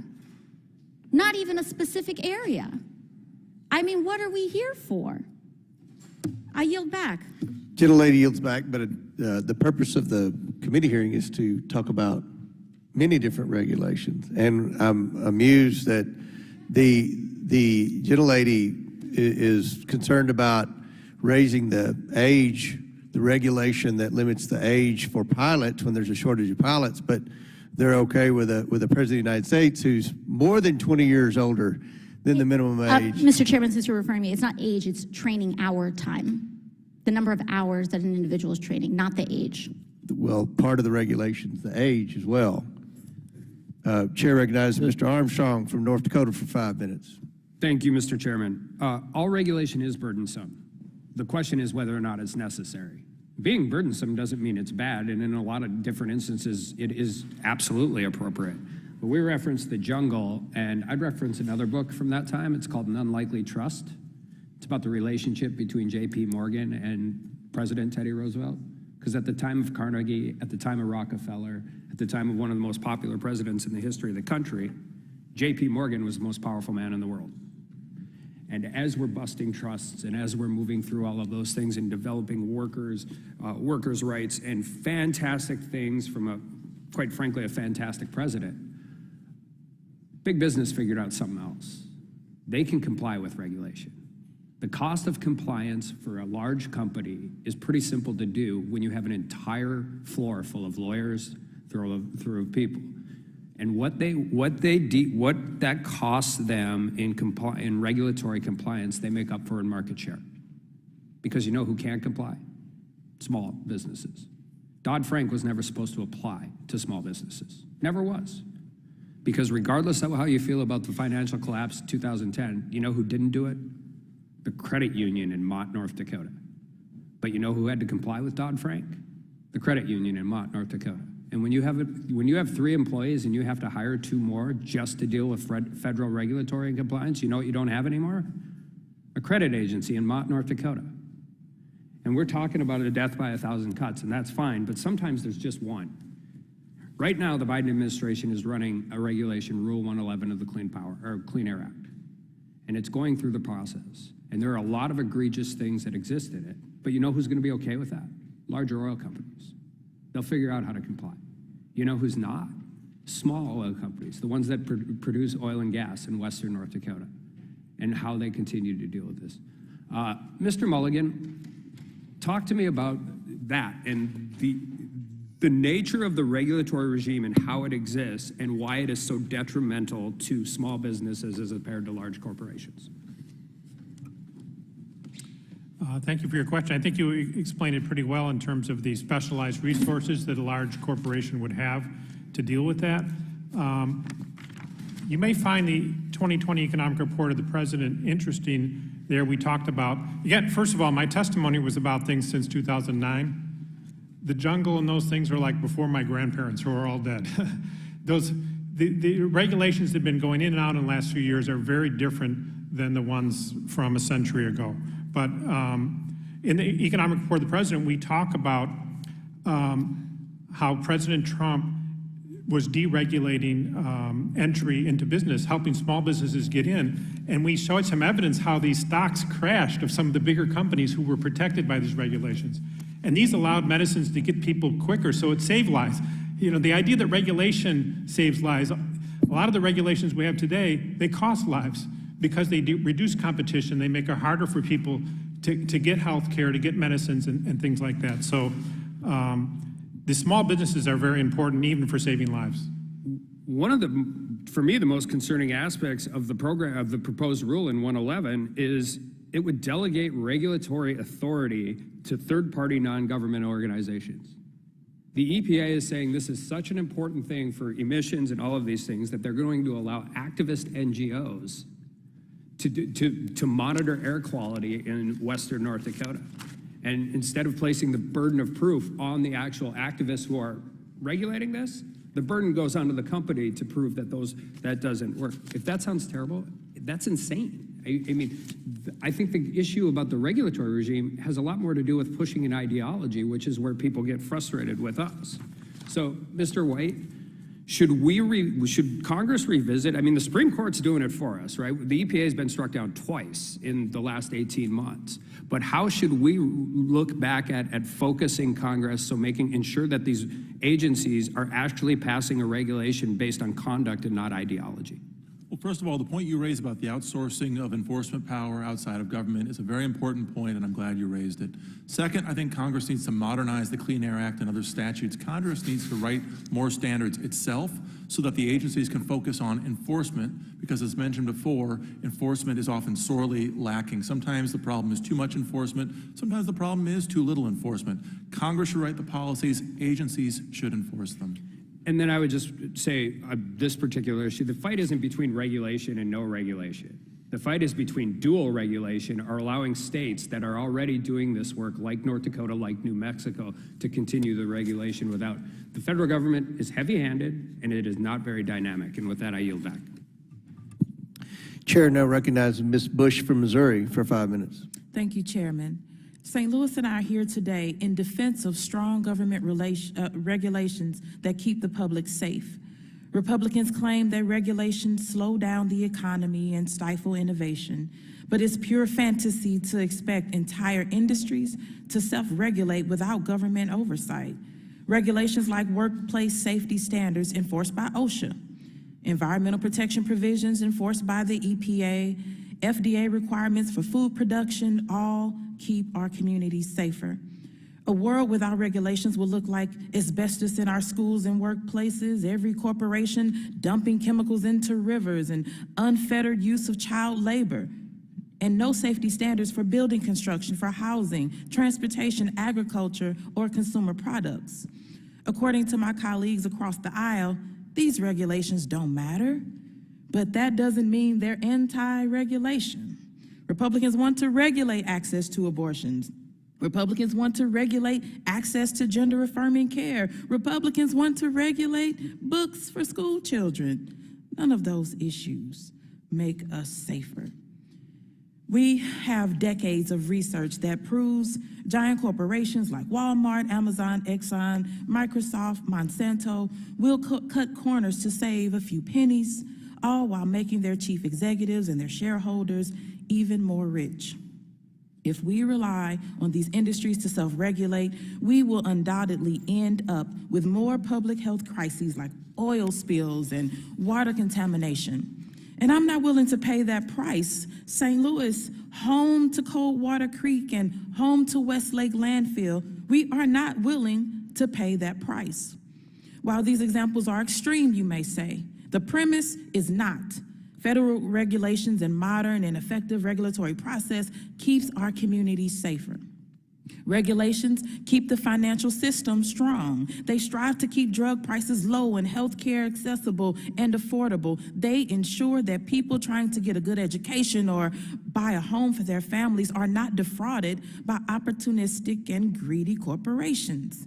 Ms. Katzen, can you provide an example of a federal regulation that was rolled back during the Trump administration that has resounding impacts today? Well, there were many examples of rollbacks. Profound, that may be in the judgment of the observer. I'm thinking of one that recently the Biden administration is resurrecting, and that's the gainful employment. We have an industry of for-profit educational institutions that, with some misleading data and other activities, attract a number of people to spend a lot of money, and then they have no opportunities ever to recoup that because they're not well trained and they're not able to find the kind of employment. And during the Obama administration, they restricted taxpayer-supplied support for those for-profit institutions, and President Trump rolled that back. Now, President Biden is going forward again to reinstate that. There are other examples in the environment. I think Mr. Raskin talked about mountaintop mining, where companies come in and just slice off the top of the mountain and it rolls down and it contaminates the streams and the water supplies for the communities around it. And then I think of coal dust. I mean, there's any number of instances where deregulation and rolling back protections has led to disasters. Thank you for those insights. As you said, there are countless examples of industries and companies failing to self-regulate with catastrophic economic results. This year, the United States experienced its second, third, and fourth largest bank failures in history after banks like the Silicon Valley Bank lobbied to repeal regulations put in place by Dodd-Frank and then failed catastrophically. The oil and gas industry pushed for deregulation and lax oversight that contributed to the disastrous BP Deepwater Horizon oil spill, killing 11 people and causing an estimated $65 billion in economic losses. At the urging of industry and referencing standards drafted by the very industry it was supposedly regulating, former President Trump's Department of Interior rolled back safeguards to prevent another disaster. This is absurd. I will turn it back over to you. Thank you, and I yield back. Chair recognizes Mr. Grofman from Wisconsin for 5 minutes. Thank you. At least before redistricting, I don't know that it's true anymore, I had more manufacturing jobs in my district than any other district in the country. And I frequently hear two things. First of all, the level of regulation compared to even 10 or 12 years ago, when I don't think we had a crisis of under-regulation in the state, in this country 10 or 12 years ago. But the cost of new regulation and the degree to which business owners telling me they never could have begun their company today because you have to pile on these regulations one by one, but to get all these regulations when your major goal should be to produce a product and get it out the door would have made it impossible to start the company in the first place. I would like you to comment on the cost of, and by the way, I have never heard of anybody, ever in a million years, saying we should go back to the days of 1950 when we just put chemicals in the water. The chances of that happening are zero. But I'd like a comment from, we can say, Dr. White, as to the cost of regulations on a big business, a big multinational business, or the small guy, and the cost of regulations in the United States compared to our competitors in other countries. Thank you, Congressman. As it happens, I'm going to be spending next week in your state, near Eagle River, where I'm going to be enjoying not just the cheese that was discussed earlier, but also nature and being out and enjoying nature. It's important to pursue both of these aims. And to your point, Congressman, I just want to say, first of all, big businesses can certainly bear the costs of these things more than smaller businesses. And the effect of that is a loss of innovation, a loss of startups, a loss of new jobs. We're often spurred to act in favor of regulation because of accidents and disasters, and that's a good thing. But we also need to be spurred towards caution of over-regulation and the cumulative cost of regulations because of the other disasters that don't attract headlines, the disasters of families that don't have enough employment income, jobs that are lost, innovations and startups that are lost. The opportunity also, the lost opportunity for the United States and its small businesses and large businesses to supply the world with natural resources that we can produce much more cleanly and safely than other nations. Each of those is a disaster, and it's a disaster that we guard against through smart regulatory analysis, looking at not just the benefits of regulation, but also the costs and making sure it's transparent. Do you think sometimes, and I wonder about this sometimes, I can think of examples leading in this direction, that big business likes regulation because they know it forces out the little guy? I mean, if you have 6 factories with 1,000 employees each, you can adapt to the regulations a lot more than some startup with 40 employees. Do you believe that kind of behind some of these regulations, it's a way for big business to hurt the little guy? Well, I remember a decade ago when I was a lawyer helping to represent a community bank that filed the original constitutional lawsuit against Dodd-Frank. I was struck by statements from the leaders of major banks who would often say that the large regulatory programs like Dodd-Frank were the moat that kept competition from smaller upstarts at bay. Exactly. I wish you'd kind of repeat that a little. The people who like the big regulations are the big guy who can, spread the cost of learning about them over a variety of different branches or different factories or whatever. And that's why I can think of examples here of big businesses who contact me because they are for big regulations because they know it keeps the little guy at bay. And banking is one area of that, right? You get the little bank with 15 employees, it's a lot harder to get up to speed as far as what's going on than one of these big national dealies, right? Yes, sir. Surely the larger companies and larger banks would like to do away with a lot of regulation themselves, but at the very least, they know that they are in a better position to bear the costs, and a lot of these regulatory frameworks force consolidation among the smaller banks, regional banks, smaller companies into bigger companies, creating a lack of competition and reinforcing a lot of the problems that we see today. I'll give you, guys, any one of you can jump in on this. One area I've also felt there's way too much regulations in the nursing home industry. And I felt that way 30 years ago, in which nurses who worked there would tell me they spend all day filling out paper and didn't have enough time for their patients. Would any of you like to comment on that? The percentage of man hours in a nursing home spent filling out paperwork as opposed to spending your time taking care of the older generation? Congressman, I'll take that. There's the discussion about whether we want regulation or deregulation. I just note that in 2018, I believe our single biggest deregulatory action, categorized as deregulatory action, was a reduction in the paperwork associated with exactly what you just said, in nursing homes, inpatient hospitals, skilled nursing facilities, home health care providers. It made almost no material changes to the standards themselves. It just reduced the interval of reporting. And just that reduction in paperwork generated $8.2 billion in regulatory savings. That's an extraordinary figure across the government, and again, making almost no material change at all to the actual standard themselves. But the reduction in some of the standards of care did result in a higher proportion of people in nursing homes dying during the COVID pandemic than senior citizens in their own homes or in hospitals generally.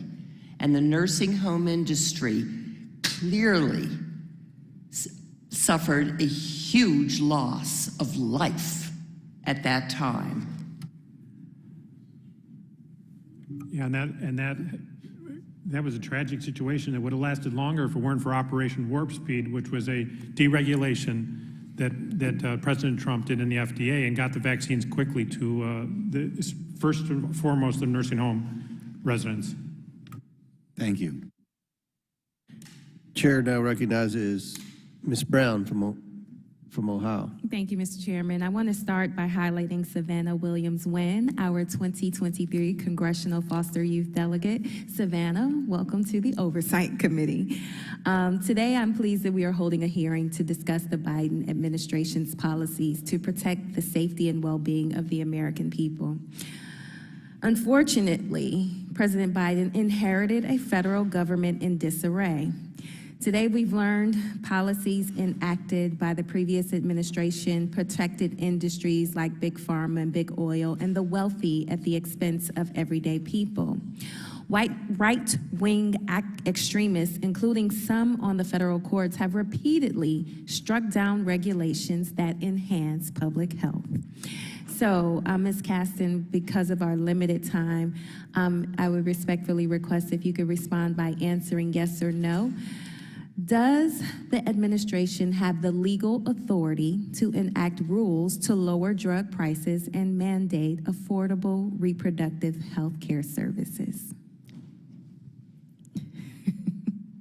Yes, sort of. Okay. Ms. Katzen, are some of the rules and regulations put forward by Biden-Harris administration designed to restore access to public health protections that the Trump administration stripped away? Yes. Okay, thank you. The Biden-Harris administration has restored federal funding to reproductive health care clinics that provide a comprehensive array of essential reproductive health care services.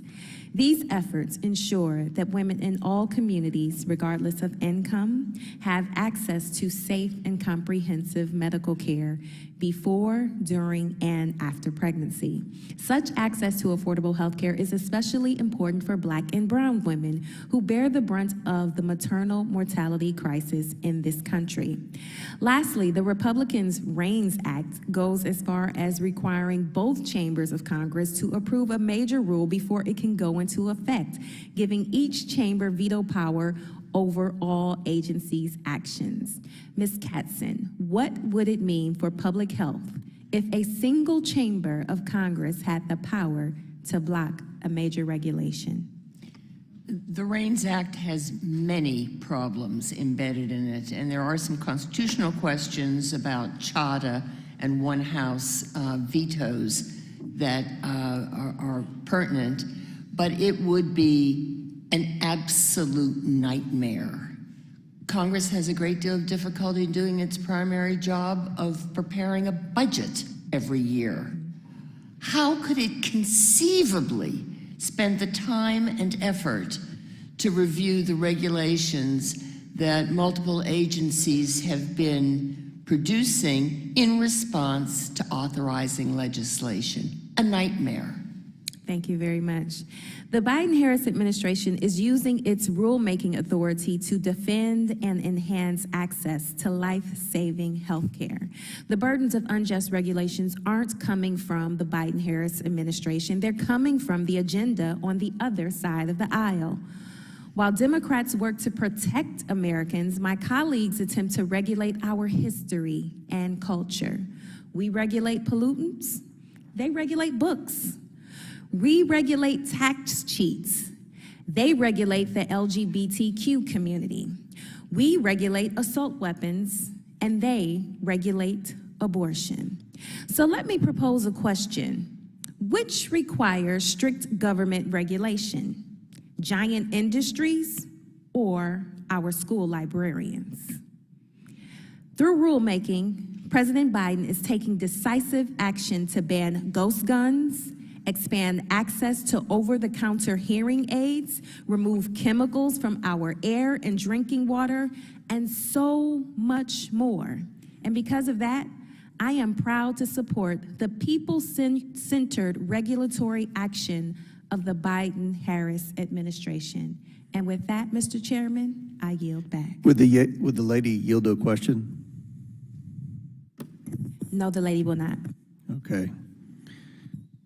Well, Mr. Fallon, I guess Chair recognizes you for 5 minutes. I was just going to ask if what the president's position was on regulating tax cheats, but Well, I think Chair recognizes you for. Chairman, thank you. I think we might find that out soon with a lot of the information that we've been discovering of late. You know, you always, as my colleague Mr. Donald said, the rhetoric that you hear in committees are sometimes really remarkable. Want to regulate books. The federal government hasn't done that. That's happening at the state level. And yeah, you know what we want to regulate? I don't know, explicit pornography in elementary schools? Yeah, I'm all for banning those kind of books in an elementary school. It's really astounding. Limited government, low taxes, reasonable regulation. This is why I ran for office in the first place, because I believe in those three things. We heard earlier that we're anti-regulation. That is absolutely patently absurd. We are for reasonable regulation because there's also such thing as over-regulating. And as a small business owner, I take particular umbrage with that because I started with absolutely nothing. It is an American dream story kind of thing. And many members of Congress have done that. And you get crushed if you're a small guy or gal trying to start a business with sometimes regulation. It's a very dangerous thing to be very cutting. I just think that we need to address that because really hearing some of the socialist Marxist talking points over and over again is just a beating. And I really try to talk about substantive things here and not just constantly attack our friends across the aisle. So as the chairman of the Economic Growth, Energy, and Regulatory Subcommittee, we're no stranger to regulations and the avalanche that's been unleashed by the Biden administration. Under Joe Biden, agencies across the government have been issuing crippling and costly regulations at a record pace. This is actually happening, and it's real, and it has real consequences, and it costs the American taxpayer and the American citizen more in the long run. Because it's philosophical. Do you trust unelected government bureaucrats, or do you trust the American people more? I trust the American people more, and I'll default to that every day. Again, I'm not saying we need to live in a world sans, absent of regulation, but we need to be reasonable about it. That's one of the reasons why my home state of Texas and Florida and North Dakota, states like that, are booming and successful because we understand that concept, that there needs to be a balance between entrepreneurialism and business and the environment and protections for consumers. There needs to be a balance. And that's why other states like Illinois and New York and California are bleeding opportunity in business and people. Because people, gentlemen, ladies and gentlemen, vote with their feet. And that's why you got one more electoral vote and we got two, because we're doing it the right way. And people don't move to Texas for our majestic mountain vistas or our refreshingly cool August afternoons. California's got all that. They're doing it because they want opportunity and prosperity and to live the American dream. So according to the Foundation for Government Accountability, Joe Biden has issued more than $200 billion in new regulations in his first year in office. $2 billion. So I got just a couple of questions from very smart people that are visiting with us today as witnesses.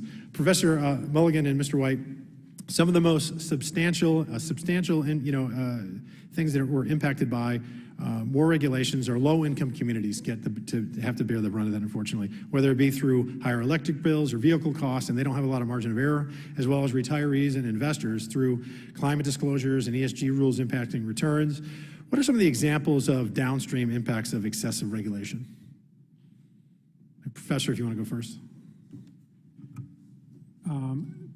Higher prices. And in my testimony, it was figure 2, I showed how the earlier Congress had deregulated telecommunications, and the big drop in the price of your cell phone plan and your home internet plan, which is a big part of the budget for lower income families. It was such a big thing that the Federal Reserve was puzzled, why is inflation going down? And it's because one thing that this previous Congress had done to deregulate and make it easier for a wider range of choice for internet consumers. So you're saying choice actually brings down the cost and free market competition? It was competition, yes. Oh, interesting.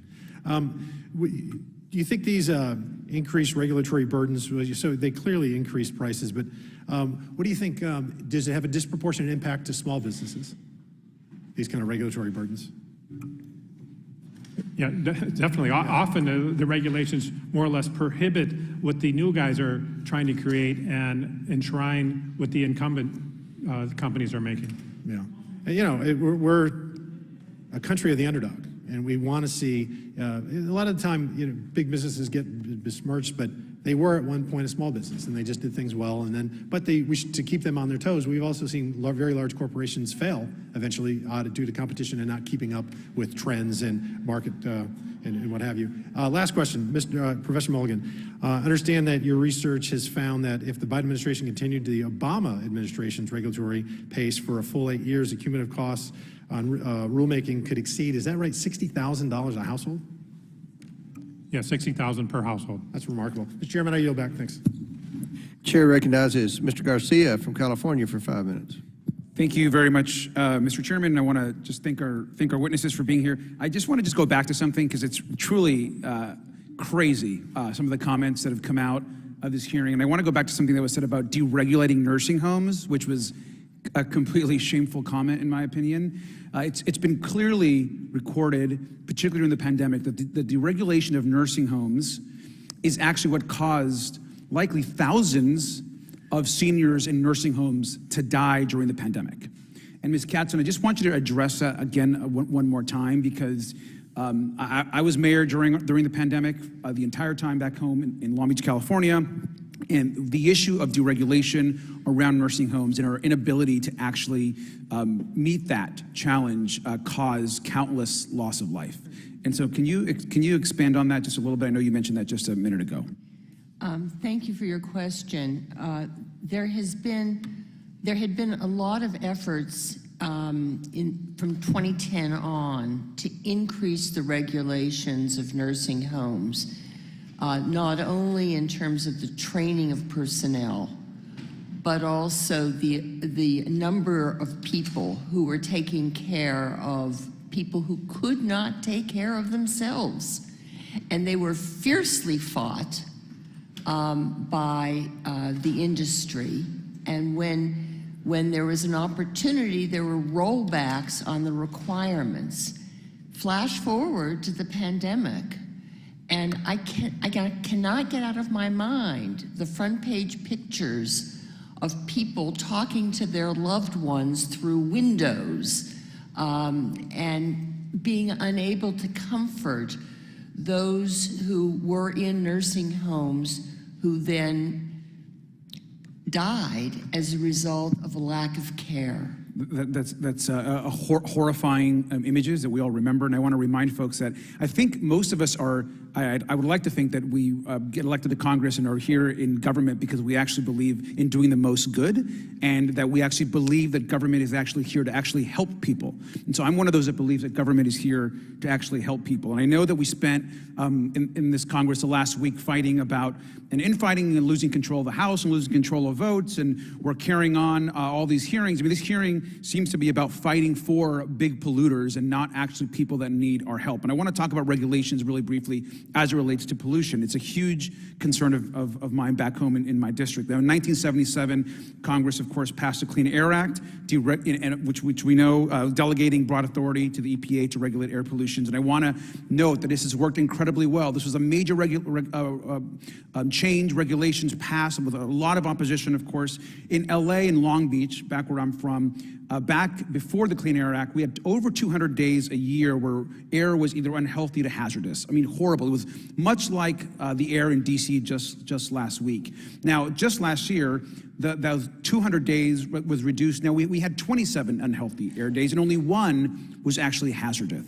So it's clear that smart regulation, climate regulation can actually save lives, direct lives.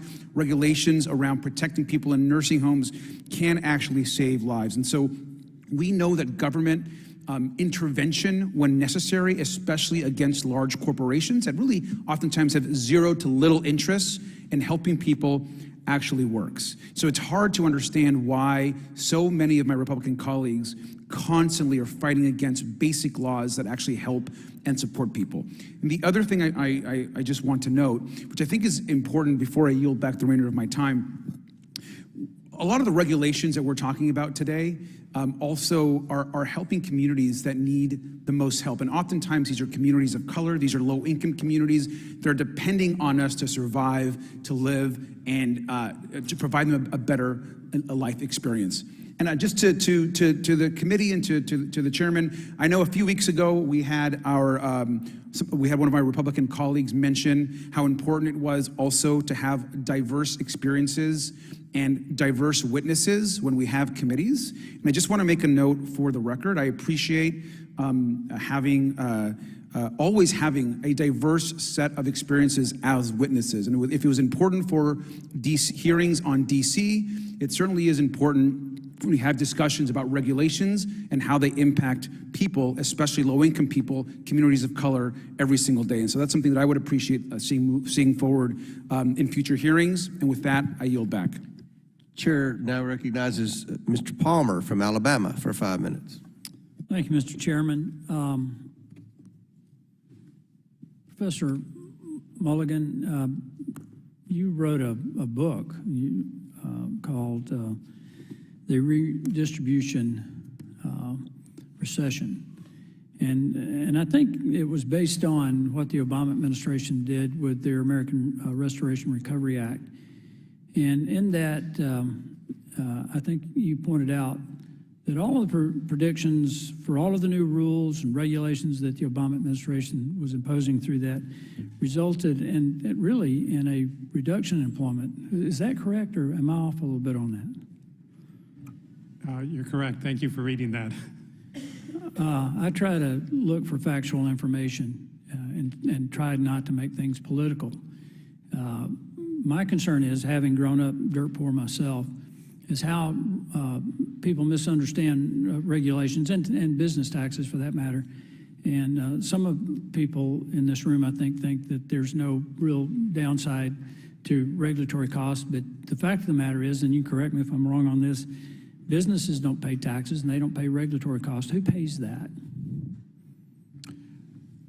Consumers and workers, when they earn the money and when they go spend it. So it's very inflationary, isn't it? And as I understand it, the first year of the Biden administration, they added over $200 billion in new regulatory costs, 3 times what the Obama administration did in the first year they were in office. Does that ring a bell with you? Yeah, in my testimony, I point out that they're missing a lot of costs, so it's more like $600 billion. Yeah, and they're on track to add even more before the end of this first term, which will further increase the burden on low-income families. I mean, we don't live in $2.5 million houses. You know, I lived in a house my dad built himself and shared a bedroom with my brother that had cardboard between the 2 floors. So when you start adding on those regulatory costs that get passed on to the consumer, whether it's in the form of groceries or household utility costs, it's an enormous burden on people.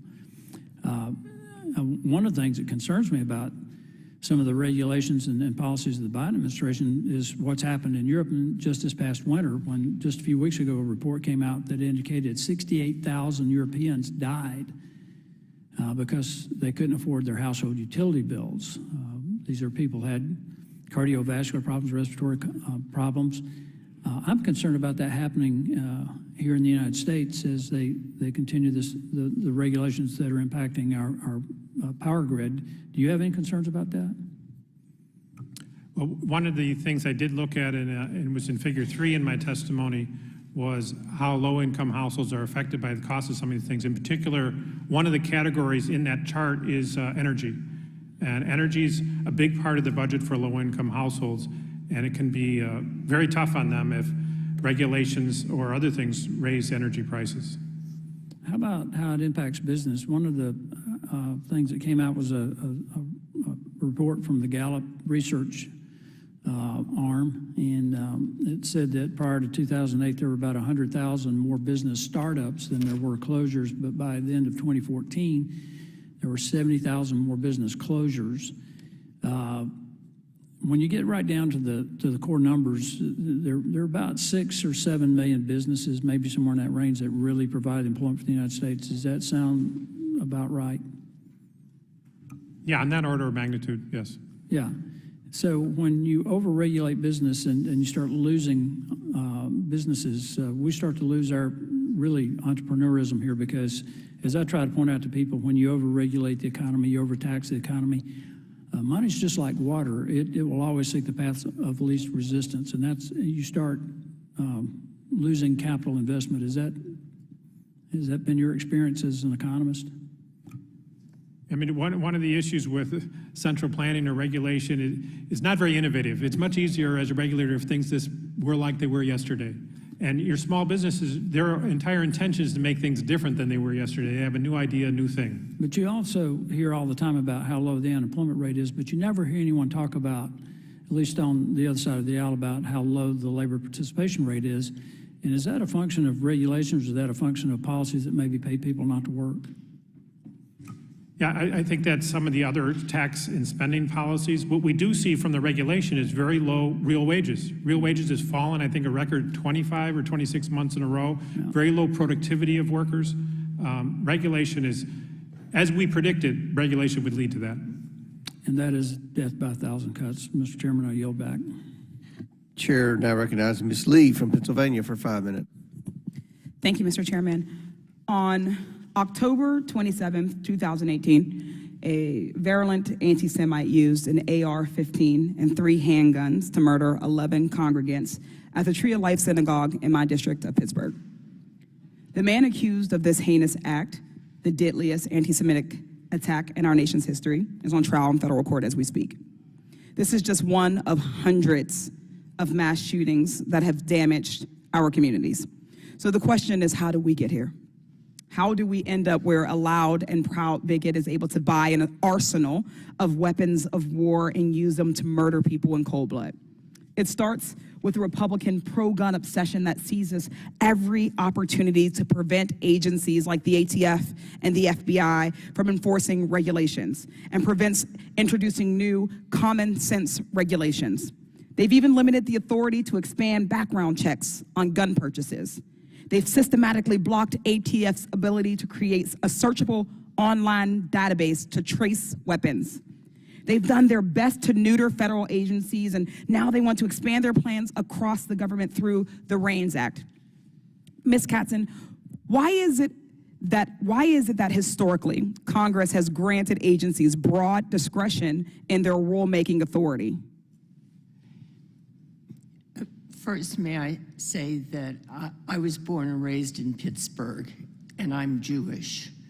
And the Tree of Life massacre truly touches home. But you don't have to live there or come from a place to mourn each mass shooting that occurs in this country. It's unbelievable to me that it persists, and I'm sorry to have used your time to make those views expressed. Congress delegates to the agencies because the agencies have the expertise and the experience to be able to translate broad objectives into specific requirements or responsibilities. They have people who are schooled in the technology or in the science or in the economics or even in the law, and they're able to do this kind of work, and that's why the delegation occurs. So would a bill like the REINS Act, in your opinion, undermine the expertise of agencies and bring undue political pressure into the rulemaking and approval process? I'm sorry, yes, I believe strongly that the REINS Act would be taking a step in the wrong direction. So does Congress already have the authority to strike down final rules they disapprove of through the Congressional Review Act? Yes, they do. Thank you. My Republican colleagues want to pretend that thoughts and prayers are enough to stop bullets, as if they don't have the power to make our community safer. Instead, this week, Republicans chose to advance a resolution that would thrust more guns and gun accessories onto our streets. Their resolution seeks to prevent ATF from closing a loophole created by gun manufacturers selling pistol braces that convert a pistol into a short-barreled rifle. These same pistol braces have been used in the Club Q shooting in Colorado last year and at the convent school shooting in Nashville just a few months ago. This issue should be simple. We want our neighbors to be able to worship without fearing for their lives. We want our children to come back home from school every day. We want our queer and trans friends to be able to celebrate Pride free from the threat of violence. We owe the American people real action toward better gun safety. And I, with that, will yield the balance of my time. Thank you. Chair recognizes Mr. Timmons from South Carolina for 5 minutes. Thank you, Mr. Chairman, and thank you to the witnesses for joining us today. It's quite clear that the Biden administration is attempting to strong-arm its big government agenda on this country via regulatory action. Whether it's the EPA, DOL, or ATF, executive rulemaking under this administration has ensured each and every part of the day-to-day life of the American public will face a greater compliance burden than they did just a few short years ago. Today, I'd like to focus on the ATF's recent regulatory actions, specifically their rule entitled Factoring Criteria for Firearms with Attached Stabilizing Braces. This rule is not only a direct reversal of a previous interpretation made by the agency, but it is also an irrefutable attack on the Second Amendment. By categorizing pistols using stabilizing braces as short-barreled rifles, the ATF has turned millions of Americans into felons who are in direct violation of the National Firearms Act and now face up to 10 years in prison if they do not register, surrender, or destroy their firearm. This represents a dark new precedent where executive agencies can subvert congressional authority to become judge, jury, executioner, and now legislator. And I live in the upstate of South Carolina. I represent Greenville and Spartanburg. I can assure you that I have probably 5,000 to 10,000 constituents that are affected by this. So, Mr. White, what precedent does the ATF's reversal of the definition of a pistol brace set? Excuse me, sir, what precedent does it set? What precedent does it set? I'm not quite sure how to answer that, sir. I'd say, first of all, the change of policy on that issue will raise a number of questions under current administrative law. The scope of the policy, the so-called major questions doctrine. The Supreme Court has said that when agencies change policies that affect people's settled reliance interests, that's going to be a big consideration for judicial review. And so to the extent that this has retroactive effects on things that people already own, on guns that people already own. Can you think of another instance where the federal government has criminalized owning something that previously was legal to purchase? I'm trying to think of a... Ms. Katzen, can you think of another example where the federal government has criminalized the ownership of something that previously was legal to purchase? And do you think that's appropriate? I'm not sure that the interpretation of the regulation is criminalizing something which was previously legal. There's a requirement My brother bought one less than 6 months ago, and now he is a felon if he doesn't register it. Oh, but then he's not a felon if he does register. So, but and to take, I can buy a car, but before I drive it, I have to learn how to drive it, and I have to take a test. But if you bought a car and none of that existed, and then we said, okay, if you don't do all of these things, it is now illegal and you will go to prison. Is there another example you can think of where the federal government retroactively changes a criminal code?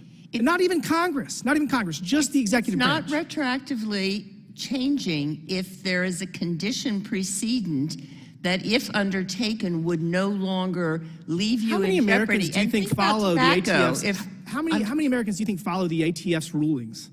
I mean, there's 40 million out there. Let's just say it's, what, 2-3 million people? Do you think they're all required to go to the ATF's website and see that this is now illegal? And that the FBI should be able to go and arrest them and say, you're going to prison for 10 years for owning something that it was legal when you purchased it? Do you think that's appropriate? I do not think that will occur. Oh, really? Oh, really? But it can. Will the gentleman yield? Oh, absolutely. Well, isn't that precisely what's happening in a lot of red states with abortion? There was a constitutional right to get one, and now it's a crime? That's the judicial branch making a decision about existing law. And then a legislature. Not an executive branch. Well, I thought you were looking from the standpoint of the citizen. Someone had a constitutional right to get this health care, and suddenly it's a crime. I don't think there's a single scenario where somebody has been entitled to an abortion and then the Supreme Court decision and then state law has changed it that has resulted in them going to prison. So, I mean, this is real. This affects millions of people, and it is different than that. I appreciate your nuance, but it is not the same. and it is not affecting millions of Americans' Second Amendment rights. Look, this is wrong. We are weaponizing the federal government. The left continues to use the executive branch to achieve objectives they cannot achieve in Congress. And we have to stop that, because as the pendulum swings so wildly, our society is going to have a very difficult time adjusting to this new status quo. And with that, Mr. Chairman, I yield back. Gentleman yields back. Chair recognizes Mr. Moskowitz from Florida for 5 minutes. Mr. Chairman, thank you. Well, breaking news. The federal government has too much red tape. Right? Here we go again. Not a serious hearing, and actually looking at specific government regulation and red tape. Look at the name of this hearing. It doesn't say executive branch red tape or federal government red tape. It's titled The Biden Administration Campaign to Bury America in Red Tape. This is their hearing. Literally, just red tape with Joe Biden's name written on it. Just make it real simple for people. That's the point of this hearing. It's not about solving problems. It's about red painter's tape with Joe Biden's name written on it. And look what Joe Biden has done. Look, it's right there. Here's the proof. Professor Katzen, serious question. Was red tape invented by Joe Biden? No, sir. Okay, good. You know, my colleagues across the aisle used to be the party of smaller government, and I wish they still had credibility in wanting to shrink the size of government. They want more government now. Government in women's bodies, government in the bedroom, government in the library, government in corporate investments, government in Disney World. You know, and all we want to do is go back to Trump. I mean, every hearing, it's like, just if we could just go back to what Trump did, you know, the loser of the 2020 election, the loser of the Georgia Senate races, the loser of the 2018 midterms. By the way, just to jog your memory, the Trump administration finalized more federal rules in the last year of its administration than any other final year of any presidency in American history, more than Obama. I know it's inconvenient timing, but perhaps we actually need more regulation with presidents taking nuclear codes and cuddling with them and showering with them in their homes. You know, I want to answer the representative's question on ATF and pistol braces. Has that ever happened before? Well, in fact, yes. It happened under the Trump administration. With Trump's ATF, they banned bump stocks. Bump stocks were legal, and then they weren't. The Trump administration's ATF did that. By the way, good decision. People shouldn't be able to turn guns into automatic weapons. Let's not forget that some of our colleagues, you know, went on camera when Sacha Baron Cohen got into their office and said that they think kindergartners should have guns. We heard that this is all about big corporations, that big corporations now like regulation. Well, by the way, just a little public service announcement. If you're mad at big corporations, you don't have to take their money anymore. That's not like a mandatory thing. By the way, Professor Mulligan, you brought up Operation Warp Speed. I just want to give you an update on that. Some of our colleagues across the aisle now don't believe that deregulation was very good. They've soured on the deregulation of Operation Warp Speed and actually believe that that led to bad outcomes. I don't agree, but I just wanted you to have that update if you've been following the rhetoric coming from that side of the chamber. We heard about the marketplace. Let the marketplace decide these decisions. Really? We had a whole hearing on ESG. That was the marketplace talking. Nope, they didn't like it. Government regulation, we got to ban it. They want to ban it, more regulation, because they didn't like what the marketplace had to say. Listen, regulations are hurting small businesses. They are. So let's actually work together and solve that problem. Paperwork for a mortgage is too burdensome. Let's make that easier. That should be the point of this hearing. How can we help the American people? How can we reduce regulation? Let's talk about specific ideas that we can do that together. No one here believes that we don't have enough regulation. No, there are things that we could reduce things to make it easier for the American people. By the way, we're going to have to remove red tape and shrink bureaucracy if we want to compete with China. We're going to have to do those things. But maybe Congress should work again. You know, you're mad about all the rulemaking in the executive branch. It's because this place stopped lawmaking. We don't make laws here anymore because we're too busy doing this. I yield back. Chair now recognizes the gentleman from Florida, Mr. Donalds, for 5 minutes. You've got big shoes to fill from your colleague in Florida that you succeeded here. Oh, thank you, Mr. Chairman. You know, my colleague from Florida, Mr. Moskowitz, this is actually old hat for us back from our days in the Florida legislature. Look, a couple of things. These hearings, I do agree, typically are fun, but the reality is that regulations at the federal level, and I think it's important to stress a couple of things. Regulations at the federal level, over-regulation at the federal level does have a massive undue burden on small businesses, medium-sized businesses, and micro businesses. These are your mom and pop businesses that are started by a lot of people in our country all across every socioeconomic background. The big players, the Fortune 500 guys, they don't really care too much, actually, about regulation. The area we're seeing that more, I believe, than in any other part of our government happens to be in the financial industry. In the financial industry, the big banks really don't care. I had a meeting, actually, with some of the larger banks, their representatives. And I said, well, guys, you know, the regulatory environment in banking is really restrictive. It's going to cause us major issues. What if we just got rid of Dodd-Frank? You know, it was passed on a partisan basis many years ago. I believe it's probably the worst financial regulatory framework we've ever created. It actually has done the thing that we were told it would never do. It actually made the big banks bigger. And we were told that it would stop too big to fail. Well, we all see now that's not true. What do you think about getting rid of it? And you know what they say? They say, well, we've kind of already built out our programming and compliance system, so it's kind of hard to get out of that. Meanwhile, small banks are being eviscerated. Let's talk about where we are today. In March of 2022, the Department of Labor began to scrutinize and recommend against all 401k plans that include the opportunity to invest in cryptocurrencies, i.e., that's telling small businesses and businesses that in 401k plans that they actually sponsor for their employees, that cryptocurrency options shouldn't be allowed for the employees to invest in. Mr. White, do you view this as an overregulation from the Biden administration? Thank you for your question, and yes, I do. Number two, the EPA, under the Biden administration, has actually set a very ambitious and unrealistic emissions regulated goal for electric vehicle deployment throughout the United States. I just had a meeting with a bunch of car dealers, and you know what they're telling me? They're saying that nobody comes into a car dealership looking for an electric vehicle. But the Biden administration's own emissions policy is force-feeding electric vehicles onto the auto markets here in the United States. Professor Mulligan, do you believe this is an excessive overregulation of the auto industry?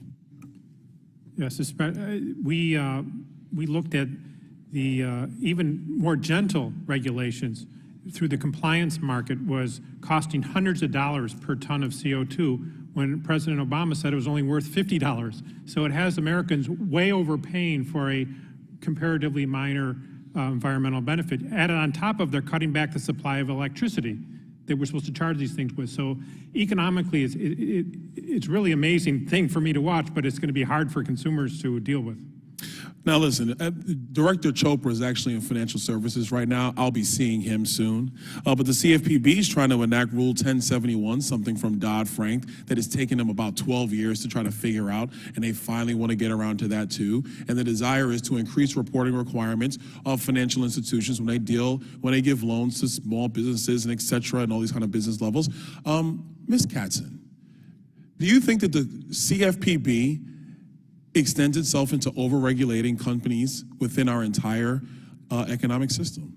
Do you think that?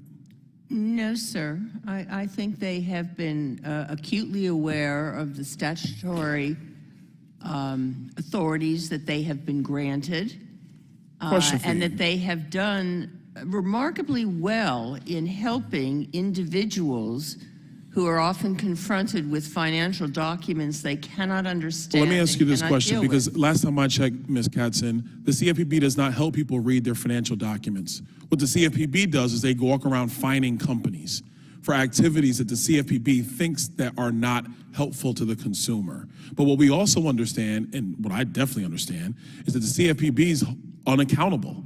They don't have to report to Congress. And frankly, that's in front of the Supreme Court now. And they try to defend having their own director not being answerable to the President of the United States. So do you think it is constitutional to have an agency with policing powers and finding powers under the auspices of the United States government to be wholly unaccountable to Congress? Do you think that's constitutional, Ms. Katzen? That case is before the Supreme Court. No, I'm not asking the Supreme Court. I'm asking you. Well, they had previously decided the cellular law case in which they held that the director could be fired by the president. He did not have an at-cause will. And the reason that the CFPB is able to select certain documents that they want to question is because of complaints that come in. And from information that they receive, they don't just All right, Ms. make Katzen, up their own I am mind. over time. And that's an I'm interesting sorry. point you were making. Mr. White, I'm gonna let you answer because I see you were chomping at the bit, and I think that's gonna close us out. Go ahead. I'll be brief, Mr. Chairman. I'll just say I've been working on this issue for more than a decade since Dodd-Frank was created. I helped C. Boyd and Gray and others file the original constitutional lawsuits. And while it's true that with respect to the CFPB, the Supreme Court has corrected the problem of a lack of executive branch accountability, from the start, the greatest flaw in the CFPB's construction was making it independent of Congress's power of the purse and allowing the CFPB to treat the Federal Reserve as its own independent slush fund. I'm very glad that the Supreme Court is reviewing that issue this fall, and I hope the Supreme Court follows through similarly as to in the seal of law case. All right, I yield back. Thank you, Mr. Chairman. Very good. Chair recognizes Mr. Frost from Florida for 5 minutes. So this week, House Republicans have us voting on the REINS Act, a proposal they say will reform the rulemaking process and cut red tape, when the reality is that this is a plot to take power away from experts and put it in their own hands. And for those who don't know, this bill would mean that many agency rules couldn't advance without the approval from Congress, and that they are automatically vetoed after 10 weeks of inaction. That means members of the majority can kill regulation without even ever having voted on them forever. This is a power grab by Republican members of Congress with no experience in these specialized agency matters and allegiances to big and often unknown lobbyists. This would be a nightmare. And so let's look at what rules and regulations House Republicans have tried and thankfully failed in trying to reverse under the current process. Mr. White, are you familiar with the EPA's rule on heavy truck emissions? In general, yes. Republicans try to shut down the EPA's change in heavy truck emission standards enacted to keep our air clean. By 2045, it would have prevented kids from missing over 1 million days of school, up to 2,900 fewer premature deaths, and a net $29 billion in benefits annually. Mr. White, is knowledge and experience of clean air and fair industry standards a prerequisite for becoming a member of Congress? No, we trust the people to vote No, their own merits. it is not a prerequisite, unlike those involved in the rulemaking process at the EPA. Mr. White, are you familiar with the Department of Labor's prudence and loyalty in selecting planned investments and exercising shareholders' rights rule? No, not specifically. Mr. White, are the Republicans who held a vote to overturn this rule experts in securities, investments, and financial risk, or are they some of the same Republicans that voted to overturn rules that would have prevented our recent bank collapse? Well, I don't know which Republicans specifically voted for it. I know there is expertise in the agency. I also know there is expertise in the private sector and among state regulators and others. But beyond the specifics, I don't know much about that vote. Are you familiar with the ATF's rule to reclassify stabilizing braces? Generally, yes. Yesterday, House Republicans held a vote to try and overturn this rule, which would require background checks for rifles to be converted into assault weapons. Mr. White, is the ATF a body of elected Republican officials who in 2017 received $5.9 million from the gun lobby? I'm sorry, I don't know the answer to that question. I'll ask it again. Is the ATF a body of Republican elected officials who received over $5 million from the NRA? No, the they're ATF not. is The ATF is not. In fact, they're not beholden to the NRA, which is exactly why I trust them to make decisions that are not biased towards gun manufacturers and the gun lobby. Sir, may I just add one more sentence? Let me just say very briefly, I'm very concerned about gun violence in our cities and in our schools. And I know that the Supreme Court's rulings under the Second Amendment leave space for some reasonable regulation on this. I want to say also, it's important for a lot of these decisions to be made in the communities and the states where they are most familiar with both the context, the community, and the problems. And my concern with all of it being decided by one particular agency is that we lose a lot of expertise about the community itself. Okay, thank you, Mr. White. Are you aware that over 90% of Americans are for universal background checks? I did not know that, and I myself... Yes, most Americans, most Republicans, most Democrats, and most NRA members are for it, yet it hasn't happened here. Pistol braces were used to make modified assault weapons in mass shootings in Boulder, Nashville, Colorado Springs, and Daytona. They need to be regulated as assault weapons. I also want to say we heard a lot about the theme of the founders. I reject the attempt to use the founders to justify this power grab. In history, we take the best with us and we learn from the worst. There are many themes that the founders had that we reject now. Women being able to vote, me being a slave. We take the best and we learn from the worst. As Mr. White has established, House Republicans' version of deregulation is simply a power grab. It's great for gun manufacturers, it's great for the oil and gas lobby, and it's bad for everyone else. And one other thing, my colleague was asking the question of examples where government has taken away rights that people had before, et cetera. My colleague brought up the right to bodily autonomy. I also want to bring up the fact that in Florida, we passed Amendment 4, the people passed Amendment 4, to give voting rights to people with previous felonies. 12 of those people went to vote and were given a card that said you're registered to vote. And Ron DeSantis and the Republican legislature sent a police force to their door, arrested them, brought them to jail for a right they were told they had by the government. This has happened before. But just in ways that impact poor and working people. Thank you. I yield back. Chair recognizes Mr. Fry from South Carolina for 5 minutes. Thank you, Mr. Chairman. Since taking office, the Biden administration has usurped an incredible amount of authority to push what they can't do in Congress, but push their liberal agenda, ultimately trying to fundamentally change the makeup of this country. I mean, think about it. Since day one, they've gone after the constitutional rights of law-abiding gun owners. They've pushed a ridiculous amount of regulations on our businesses, small businesses. They're prioritizing ESG standards over Americans' retirement funds. They've put green energy over practical energy production. They've decided Americans shouldn't own gas stoves, as absurd as that sounds, and they even feel the need to regulate puddles. Under the leadership of this administration, agencies like the ATF, EPA, SEC, and FTC feel emboldened to extend their scopes of power beyond what Congress has intended, and instead of pursuing a responsible and effective regulatory agenda. Government agencies were never meant to act like this.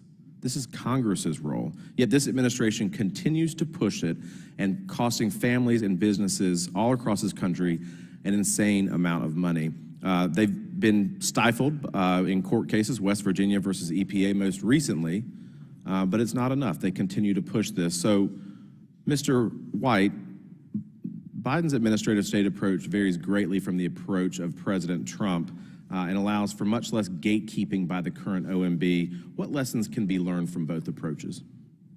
Well, thank you for your question. I think the first lesson learned is that transparency is important. Some of the Trump administration agencies and OIRA's most significant modernizations were promoting transparency around the rulemaking process. Sunshine is always the best disinfectant. That's a timeless lesson. But I think it's also a lesson we're relearning now in the aftermath of the administration and the agencies pulling down a lot of the curtains that have been raised up by the previous administration. Thank you. Professor Mulligan, the House has passed 8 CRA resolutions rebuking the administration's regulatory overreach. Has the administration made any effort to halt that overreach? I haven't followed up on those CRA motions and actions. Mr. White, do you care to comment on that? I'm sorry to plead ignorance, but I've not followed them as closely either. Have you seen any attempt by the administration to curtail their regulatory authority in light of Congress and in light of the courts? Yes. No, sir. In fact, I'm concerned about the brazenness with which a number of agencies, including the SEC, seem insistent upon thwarting the Supreme Court's recent decisions regarding how to read the statutes that govern administrative agencies. In what ways would you say they're doing that? Well, for example, let me take one example out of the Securities and Exchange Commission. The SEC is pursuing a truly transformative agenda to make financial regulators into the new climate regulators and perhaps next the new everything regulators. It flies in the face of not just the history of the SEC, the statutes that created the SEC and that govern the SEC, but also the Supreme Court's decisions, not just the most recent Roberts Court's decisions, but Supreme Court decisions going back decades. Thank you, Mr. Campbell. I think, did I pronounce that correctly? The Biden administration has issued regulations creating 218 million hours of regulatory paperwork for businesses. What impact of these regulatory burdens will be felt on small businesses? Thank you, Congressman. As has been discussed here, small businesses tend to, report before 2017. Every year, in the NFIB study, small businesses said that cumulative regulatory burdens was their #1 concern. So we know, going back a long ways, that that's an issue. I just addressed earlier, one of the questions you asked was about sort of the difference. One difference that just stood out to me in sort of process that I couldn't understand is we had a requirement to post, for example, all agency guidance on a centralized website. Pretty simple. It's not requiring them to do. It's not changing policy at all. It's just saying post it where people can find it, and that requirement is now gone. Why? I don't understand what could possibly be a justification for that. Also, just at the end of last week, we had worked to expand the role of cost-benefit analysis to tax rules, and that was just taken away on Friday. They've gotten rid of that, so there's no more review. There's no more economic analysis in tax rules. Under the U.S. SBA Office of Advocacy, they've released 75 comments and reports on rules by the administration. Can you fill us in on any of the substance of those comments? No, I'm not familiar with those specific comments, but they do weigh in on. They do weigh in generally. Advocacy plays a very important role in the review process and working with OIRA to make sure that small business interests concerns are accounted for. I think it's really important that continue to be protected. Thank you, Mr. Chairman. I yield back. Chair now recognizes Mr. Lynch for 5 minutes. Thank you, Mr. Chairman. I want to thank the witnesses for their willingness to appear before the committee and help us with our work. Ms. Katzen, according to the reviews conducted by various nonpartisan government watchdog organizations, the Trump administration engaged in a sweeping effort to reverse or roll back critical federal agency regulations at the behest of private industry and to the great detriment of the health and safety of the American people. As reported by ProPublica, an independent investigative organization, President Trump began his administration in 2017 by ordering federal agencies to establish so-called deregulation teams. He then promptly stacked those teams out of public view with political appointees with deep industry ties and significant conflicts of interest. As a matter of fact, in 2019, Public Citizen, a nonpartisan consumer advocacy group, issued a report entitled, "Your Wish is My Command, Corporate Capture of the Regulatory Process Evident in Trump's First 2 Years." And I'd like to get unanimous consent to enter this into the record. Without objections, ordered. So one day, people were protected and had environmental protections, and the next day they did not. Professor Katzen, would you agree that industry representatives should not have a disproportionate or controlling influence when it comes to the process of agency rulemaking? I would, relying on the adverbs and adjectives that you use, disproportionate influence. They do have a lot to contribute, and the whole OIRA process that we've been referring to here encourages those who are either burdened or benefit to come forward and contribute to the process of rulemakings because they're on the ground. They're at in the factories, on the plants, they know the implications and they should be heard, but so should the beneficiaries. Well, therein lies the rub. These were deregulation teams, and they were industry representatives. Exactly. That was my question. Exactly. So let's just, so what happens to the representation for vulnerable communities if that's the arrangement that is made for deregulation? There is none, Right. regrettably. This corporate-driven regulatory agenda proved particularly harmful in rolling back critical environmental protections that were in place solely to protect the health and safety of the American people.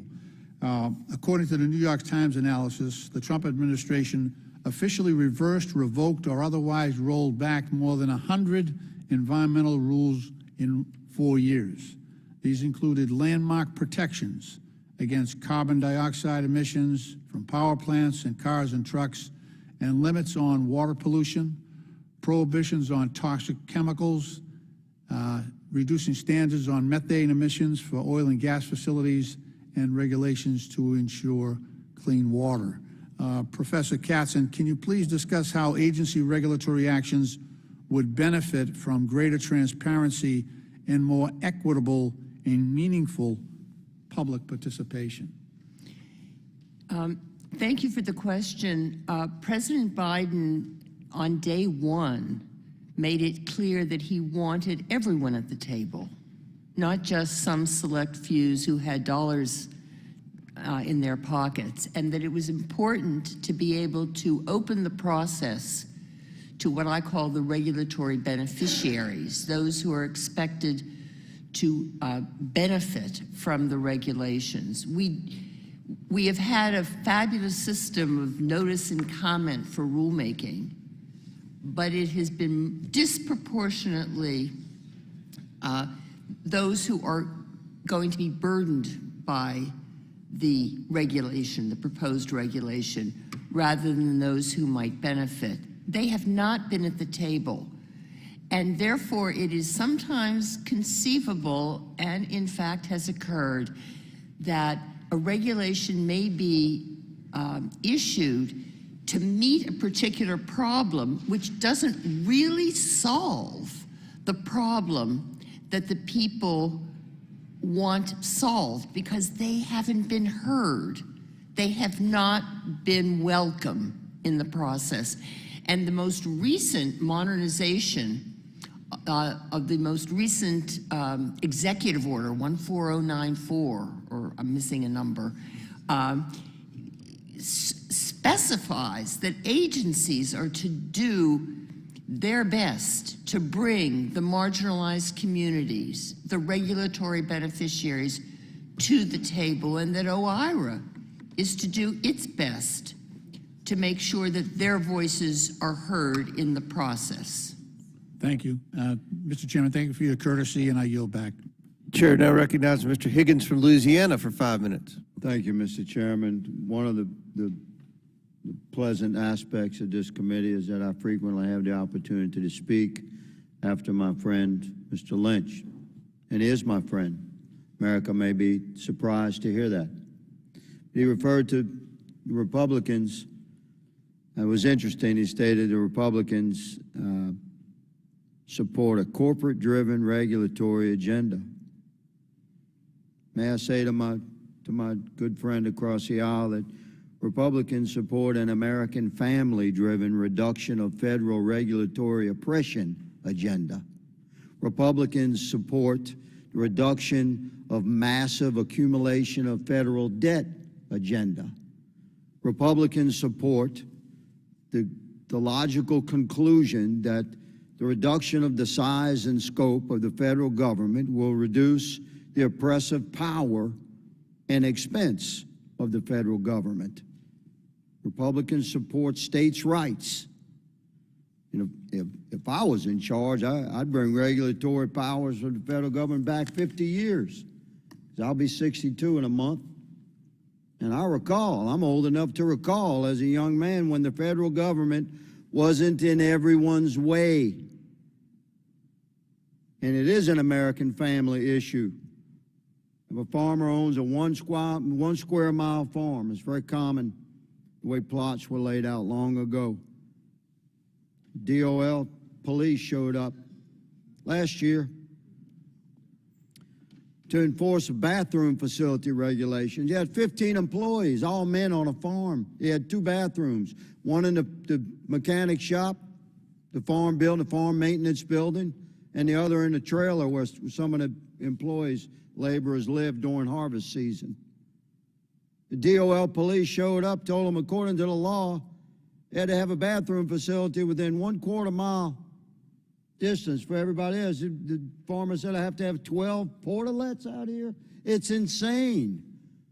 The DOL agent gave him a citation. Now, fine, American families are quiet about things like this. You know why? You know why they don't want to complain? Because they don't want the IRS coming after them. They don't want the EPA coming after them. They recognize that the federal government's regulatory authority has most certainly been weaponized. I had another farmer, I had 10 farmers suffer this in a wave of regulatory oppression. EPA fuel police showed up with their little strips to check the saddlebag tanks of diesel trucks to see if there was any trace of red dye farm fuel in those tanks. If you know anything about farm operations, you know that fuel is carried in 5-gallon cans where it's needed, whether it's farm fuel or standard diesel fuel. They can get mixed, minute amounts. Nobody wants red dye farm fuel in their diesel trucks, but it can end up in small amounts in the tank, and the strips are sensitive enough to test that. Those farmers would find 10 grand a piece and would not allow me to fight on their behalf because they didn't want the IRS after them. The list goes on and on and on. In the first 2 years of the Biden administration, regulations issued have cost the economy a staggering $309 billion. That's $309,000 million. That's primarily absorbed by American families and small businesses because they don't have the attorneys and the staff power to deal with the regulatory expense. That number I just cited is a 50% increase compared to the first 2 years under the Obama administration and 8 times more expensive than the rules released in all 4 years under President Trump. Mr. Campbell, President Trump issued Executive Order 13771, known for its quote-unquote one-in, two-out approach to regulations. Was this approach successful in encouraging the economic prosperity in America? Thank you, Congressman. I believe it was. We built on the experience that we had seen in U.S. states and around the world. They have a regulatory budget in place in Canada for a long time, in the United Kingdom. Other places around the world have used them, thought they make a lot of sense. It doesn't mean you don't have any regulation. It means that you just approach regulations in a more thoughtful manner. And that's what we endeavored to do, and I think it worked. I don't think I could follow up that answer with a more logical statement, Mr. Chairman. My time has expired, and I yield. Thank you. Chair now recognizes Ms. Norton from the District of Columbia for 5 minutes. Thank you, Mr. Chairman. This hearing is obviously intended to paint regulations as bad and attack federal rulemaking. But we should remember that the purpose of the regulatory process is to ensure that the federal government is accessible and accountable to the public. Every rule in the Federal Register is finalized after a thorough and intensive public comment period. And public comments are crucial because who better understands the impact of proposed regulations than the people who will be affected by them. Many of these regulations are extremely technical. The public comment period also allows subject matter experts to weigh in and help the federal government create the most effective and least burdensome regulations possible. Ms. Katzen, how do OIRO and federal agencies take public comments into account before a proposed rule is finalized? Thank you, Ms. Norton, for the question.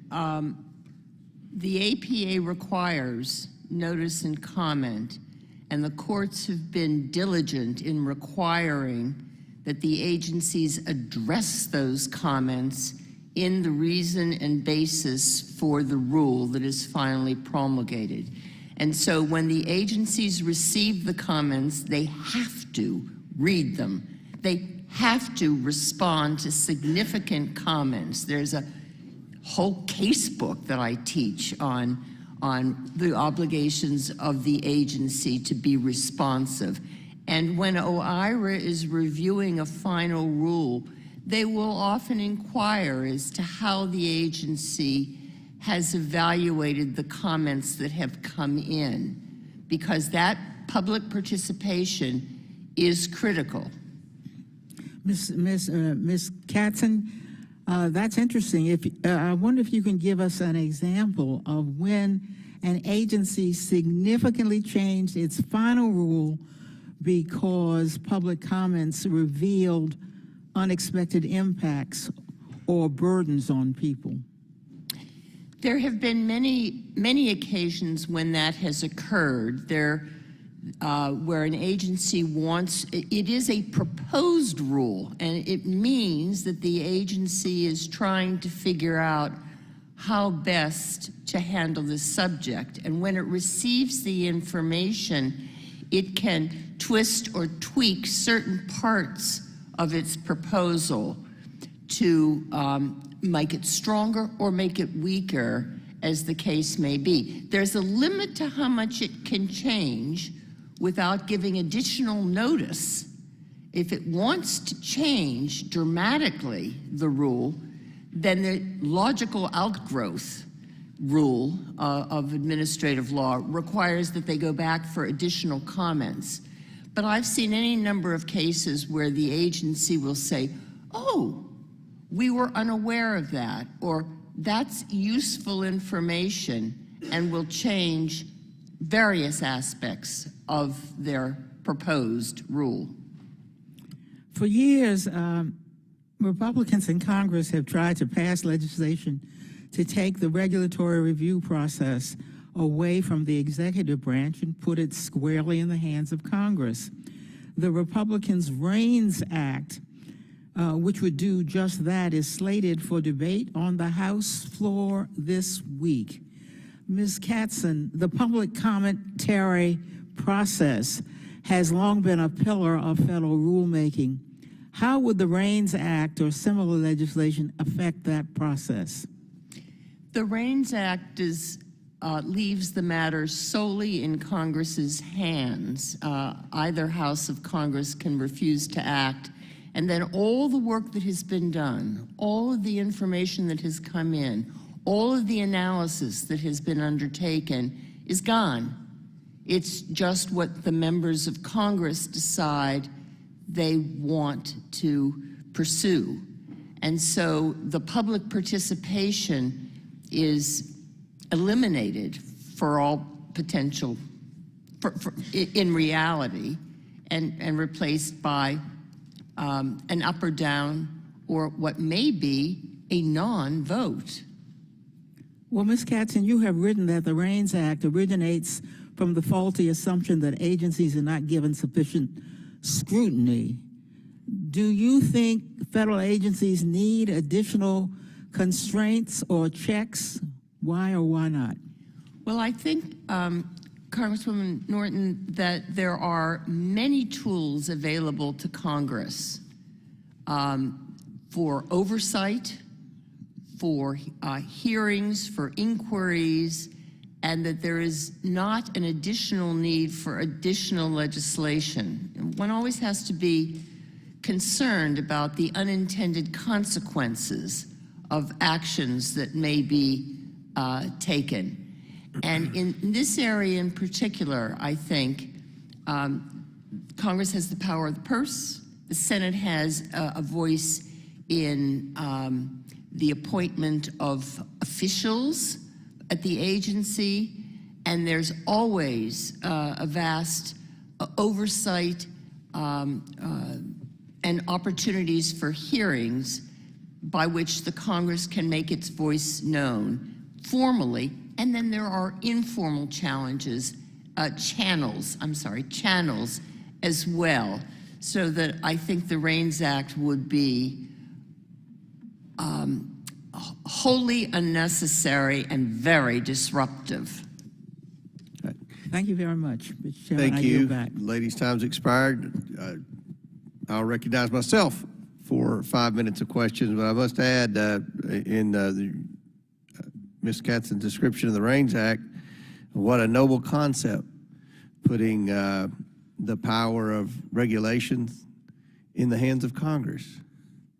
Mr. Campeau, you wrote a report last September titled Regulatory Budgeting in the U.S. Federal Government, where you describe how President Trump's Executive Order 13771 achieved a net regulatory cost savings of over $198 billion over 4 years. Can you explain how this was possible? Thank you, Mr. Chairman. Well, I think it was certainly a very collaborative effort across the entire government, across the professional career civil service ranks and the political ranks to work together to find opportunities for improvements. I think one sort of misconception about deregulation is that sometimes there's an idea that, oh, you're just slashing and burning. But really, a lot of I noted it a little bit earlier, but a lot of the regulatory reforms were just that, reforms. We call them regulatory reform task forces. They were reforms that made improvements to programs that generated savings while still protecting health and safety and other important concerns. So the architecture was that basically when a dollar of regulatory cost was going to proceed, we wanted to find a way to offset it if we could. Part of the way we did that was to direct agencies to build on the retrospective analysis program that the Obama administration put in place. We said, let's take that and let's implement it even further. Very good. Yeah. Very good. Mr. Mulligan, my understanding is that President Trump reduced regulatory costs almost as fast as Presidents Obama and Biden added them. Can you elaborate how that was accomplished? You know, I was there for part of the time, and I wonder, because we had these different things going on at the same time. You had the regulatory budget. You also had the Mr. Pai at the FCC. He was not part of the regulatory budget, but he still deregulated. So, and then you had other leaders like Scott Gottlieb, who somehow had just a personal touch where he was able to expedite the work at FDA and make it go faster. So I think it's worth understanding how it was done, and we can see the results. Absolutely.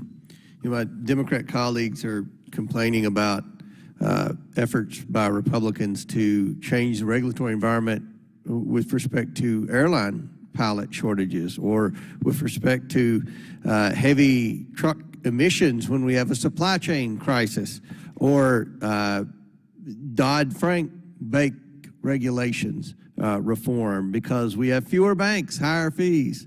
And we have created a situation because of Dodd-Frank of banks that are too big to fail. So, Mr. White, I'm concerned that some of the biggest new Biden regulations fly in the face of the Supreme Court's decision last year in West Virginia versus EPA. This is an important issue in my district, a big coal district. Do you share that concern?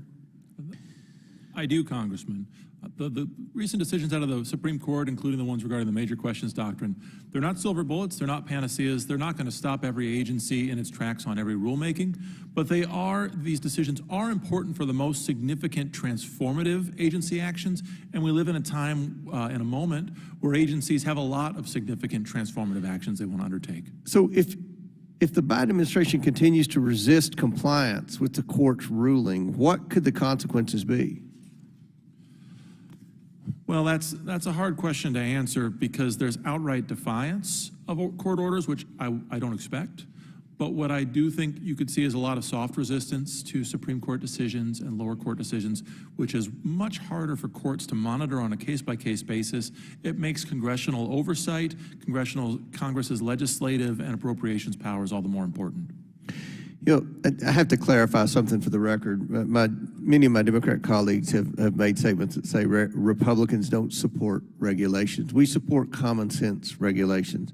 We always need to examine and evaluate and seek input on burdensome and costly regulations. And I think that's what we have with this Biden administration. There's no input from the private sector. You have unelected bureaucrats that continue to make enormous regulatory decisions that have a huge impact, not just on private industry, but on consumers. We have a huge inflation crisis in America right now, and we believe that many of the burdensome regulations by the Biden administration, particularly in the energy industry, have led to an inflationary environment that's having a devastating impact on consumers. Before I yield to the next questioner, I ask unanimous consent to submit these documents and statements into the record. The burden is backed by Casey Mulligan. Regulatory budgeting in the U.S. federal government by Anthony Campo. Pronounce that for me. It's Campo, sir. Campo. Don't worry. Campo. I mispronounce everything. I apologize for that. These my members are used to that. But, statement for the record by the National Association of Manufacturers. Statement for the record by the American Chemistry Council. Without objection, so ordered. Chair now recognizes Mr. Kassar for 5 minutes. Here we are again, another hearing that seems to primarily be about how great Donald Trump was as he campaigns for president. That Donald Trump was great because he hated regulations. He wanted to gut the CFPB's consumer protections. He didn't like the EPA's clean water guarantees. Why not hack up the ATF and their gun safety rules? Well, another example I'd like to bring up is his scorn for national security regulations.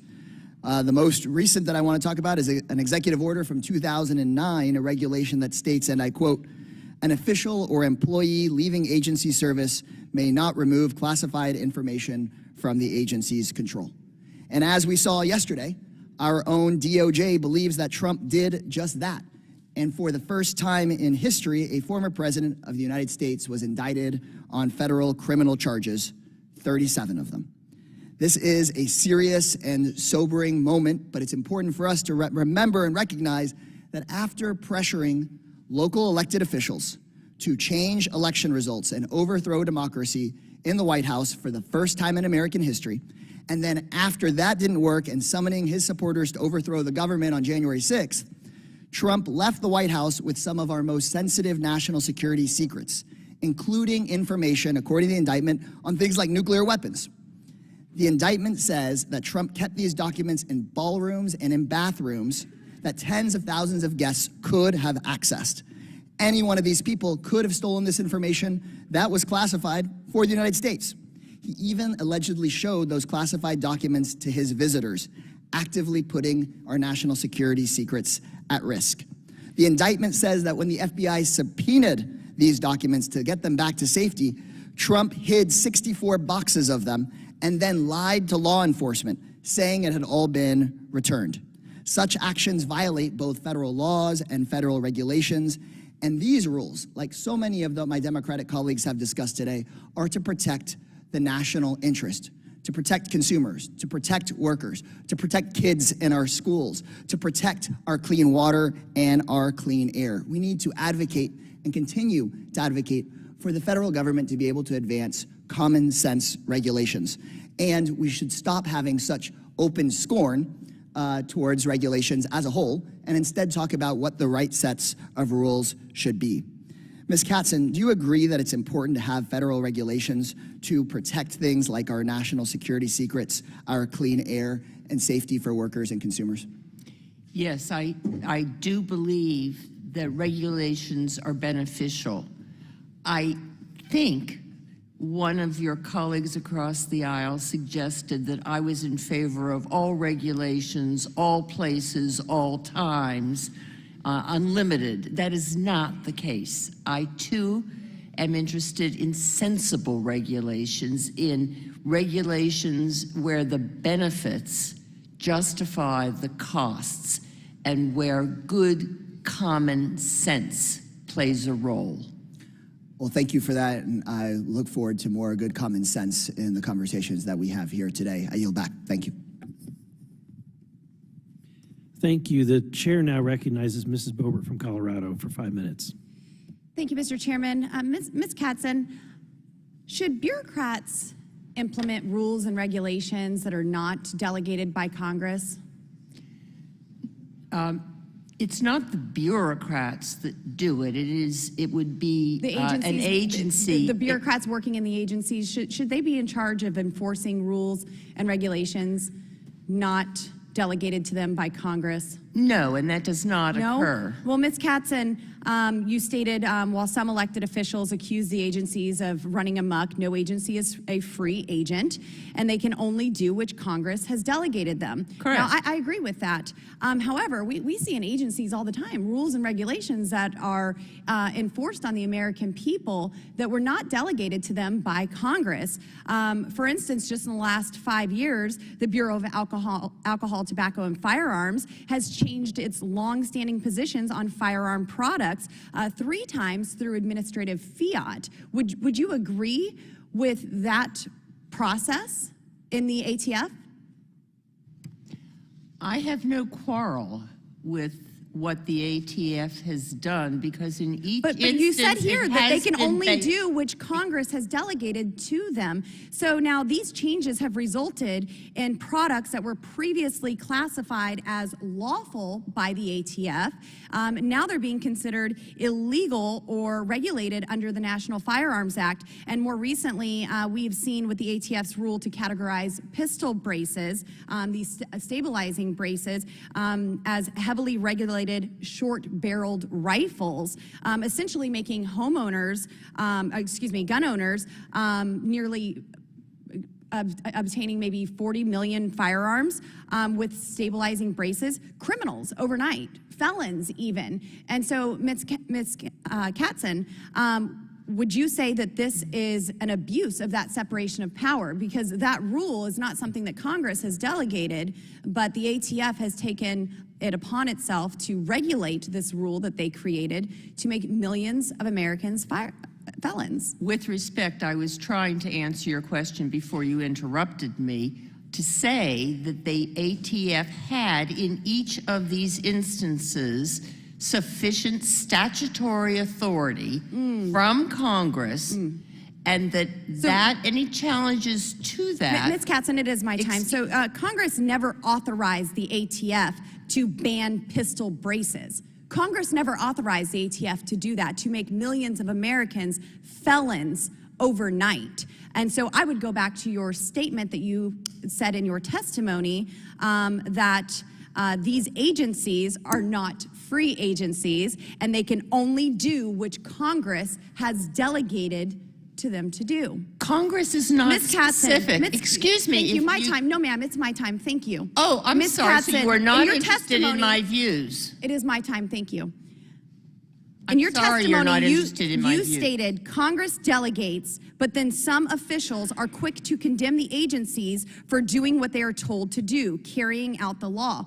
Well, last year, the Biden administration's EPA and the Army Corps of Engineers attempted to regulate wetlands and ditches under the Clean Water Act. That's clearly not the intent of the Clean Water Act. The intent of the Clean Water Act was to manage major federal navigable waters. So now this rule was recently upended by the Supreme Court's recent decision. Now, would you agree that the Biden administration has a pattern of purposefully misinterpreting the law in order to carry out their political agenda? No, ma'am. I think, in fact, that the law keeps changing, and the Supreme Court had a very hard time I haven't seen that law change here in Congress. So this was the intent of the Clean Water Act, and I have not seen that change. So I would say that this is another example of the Biden administration and the EPA misinterpreting the law to carry out their own political agenda. Now, With Ms. respect- Katzen, when discussing regulations made by the Biden administration in your testimony, you also state, are these regulations detrimental to our well-being? Hardly. Are they tying us up in red tape? Certainly not. Well, going back to WOTUS and the Sackett family, who this Clean Water Act decision impacted, the family was threatened with fines of $10,000 per day, had their property misclassified as a wetland, and were prevented from building their family home. It may not be a $2.5 million home like yours, but that sounds like a lot of red tape to me. Excuse me, do you disagree? I really take that as a personal do you assault. disagree? My home. Do you disagree that this was an overreach? I disagree that Ms. you're Katzen, my time casting has expired. aspersions on Mr. Chairman, I me yield. or my... Thank you. Mr. Chairman, could we just ask all of our good members to respect the civility and decorum and the integrity of the witnesses who've come forward at their own expense to testify before us today? An insult is not a substitute for an argument. Yield back to you. The chair would advise the members to adhere to the House standard of decorum and proceed in order. Ms. Crockett of Texas is recognized for 5 minutes. This committee runs my pressure up, and I do come prepared to committee, and then there's always somebody from this side that does something ridiculous that throws me all the way off. So, oh Jesus. Okay, so this is where we're gonna start, Ms. Kaskin.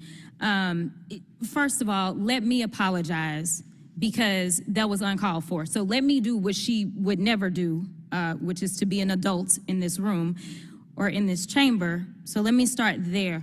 I'm also going to start with some nonsense that she was trying to spew, and unlike Ms. Boebert, I am legally trained, and I've passed a few bar exams, and I also legislated before I got here. So I do want to start with correcting the record a little bit, and if you want to add to that, please do.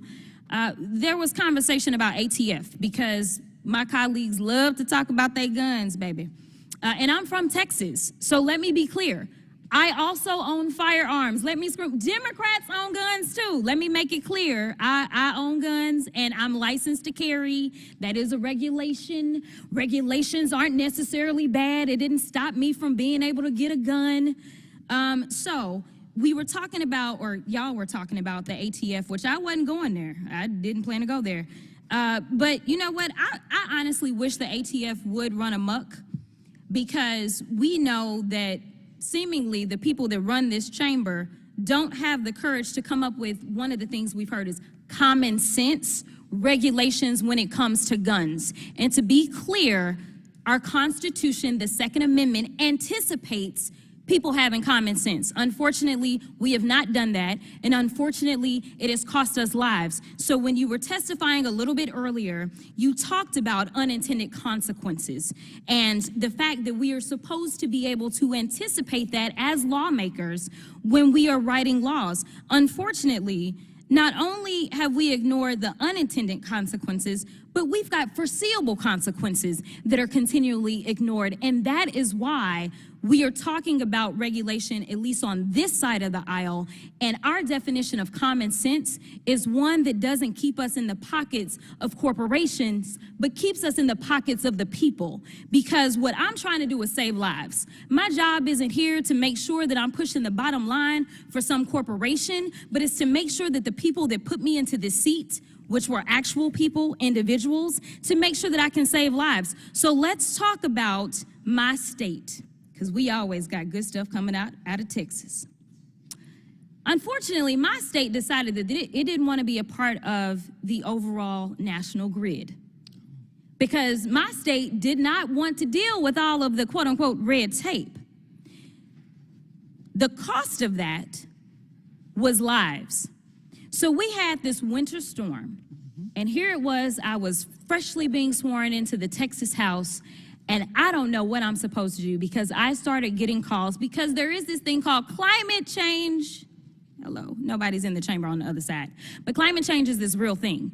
And so in Texas, we had this terrible storm that took place, And even though we are an energy capital, not just in this country, but in the world, for clean and dirty energy, unfortunately, we couldn't keep our own lights on. And it was all because they wanted to avoid red tape. You know what the cost of that was? It was human lives. And I think that that's what's being lost. You know what happened in Palestine or East Palestine? The cost was human lives. Unfortunately, seemingly, some people don't want to consider human lives as an actual cost. The only cost that they ever talk about is dollars. Well, let me be clear. I'm not here because of corporate dollars. I'm here because of people. And so I am curious to know, and I'm going to give you, and I usually run out of time. I'm going to be clear. I always run out of time because they always give me too much to do. But because of the way that you were treated, I am going to allow you the courtesy of expounding upon what it was that you were talking about with these agencies, which is pretty much what I understood, which is they only did what they were delegated to do, because if ATF could do more, I'm sure that we would actually get rid of the assault rifles that are constantly killing our babies every single day in this country. But go ahead, Ms. Kaskin, with the last 20 seconds. Well, I appreciate your comments, and I thank you for them. And I don't disagree with anything that you said about the situation in Texas, where they declined to be part of the national pool and then suffered the consequences, which were real. And what I was trying to say earlier was that what the ATF has been doing is consistent with the authority that they had been granted by Congress, and to the extent they exceeded that authority in any way. This is the most litigious country in the world. Someone will take them to court, and if they really did the wrong thing, if they didn't stay within the constraints, the courts will so determine. I have complete confidence in that. But thank you again for your comments, ma'am. Thank you so much. And with that, I'll yield.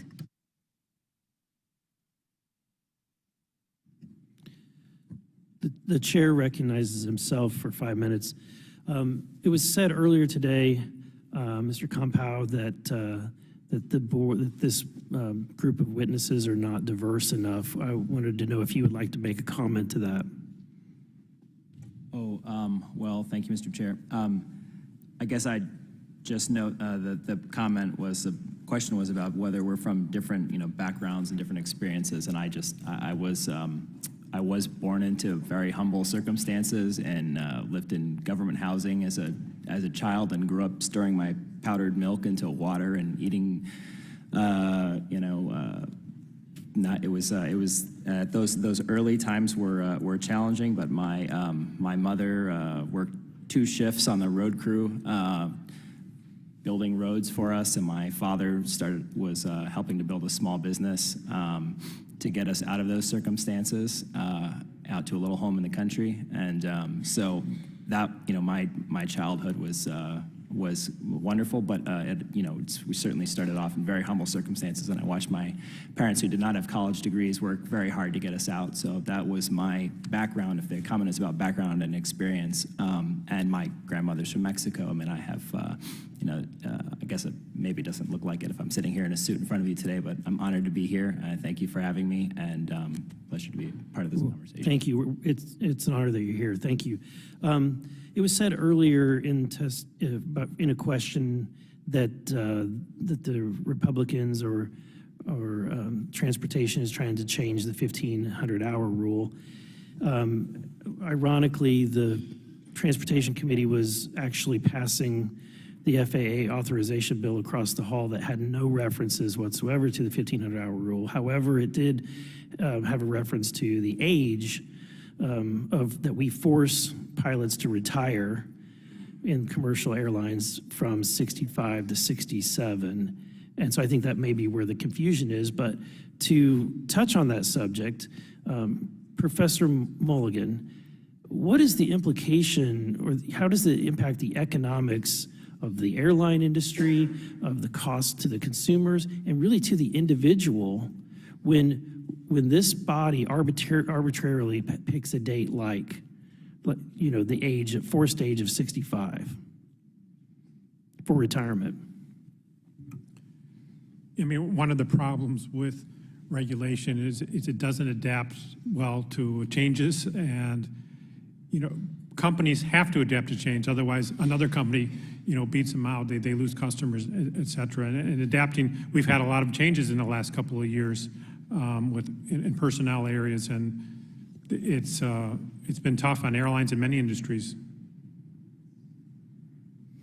And so the costs are then bore upon the consumer, right? And the individual who potentially could have saved more money, waited to retire at a later age, build more wealth. That those options are not available. That's right. So, and I think this may be a question for Mr. White. When it comes to, are you familiar with the anti-delegation doctrine? Yes, I am. Okay, maybe this is an opportunity to nerd out about this topic, but the Constitution is very clear in Article 1, Section 1. It says, all legislative powers herein granted shall be vested in a Congress of the United States, which shall consist of the Senate and House of Representatives. What's the history of, and what is the authority that Congress has to actually violate the Constitution and give up that authority to the executive branch? I could spend a semester on this, so I'll just say very briefly. From the very beginning of our federal government, the Supreme Court and the rest of government recognized that Congress would sometimes need to give some discretion to the departments, but giving away too much discretion to the executive risks the effect of basically transferring the legislative power itself out to agencies. So from the early 1800s onwards, the Supreme Court and others have grappled with this. Sometimes it's informed the way that Congress reads statutes. Sometimes it has spurred the Supreme Court to declare statutes unconstitutional because they were so open-ended that they in effect gave Congress's legislative responsibility to another branch of government. Are there any court cases going through today that would touch on this topic? Well, yeah, there are coming up through the lower courts. The case I alluded to earlier in the Supreme Court regarding the CFPB's power funding structure is in many ways a delegation case. Congress, in effect, delegated its power of the purse out to the CFPB. But cases like West Virginia versus EPA and others involving how we interpret statutes, they're very much infused with these similar non-delegation principles. Thank you. My time has expired. The chair now recognizes Ms. Stansbury from New Mexico for 5 minutes. Thank you, Mr. Chairman. I want to start by saying, in the words of Taylor Swift, this is going to be a cruel summer if this is going to be our song. Having hearings like this on a death by 1,000 cuts, talking about deregulating the very programs that protect our families and communities. But seriously, don't blame me. I have to say that I knew this was trouble when I walked in. But we know this game all too well. Our friends across the aisle call for deregulation of companies and deregulation of fundamental public health, safety, environmental rules, but yet they want to regulate our bodies. They want to regulate who we love. They want to regulate the kind of books we can read, and they want to regulate the identities of our children's and their lives. Obviously, this is nothing new.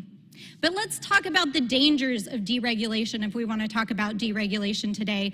Let's talk about the Trump decision to deregulate banks, which helped to contribute to the recent failure of multiple banks. Let's talk about the deregulation of the transportation sector that led to the disaster and train derailment in East Palestine. Let's talk about the deregulation being pushed right here in this body this week over gun stabilizing braces on the very anniversary of the deadly shooting of the Pulse nightclub in Florida.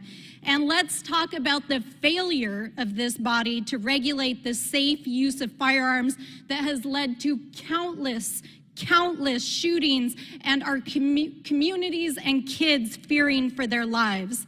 And let's talk about the deregulation of the oil and gas sector that happened during the Bush administration that led to the largest oil spill ever in the history of the world in the Deepwater Horizon spill in the Gulf.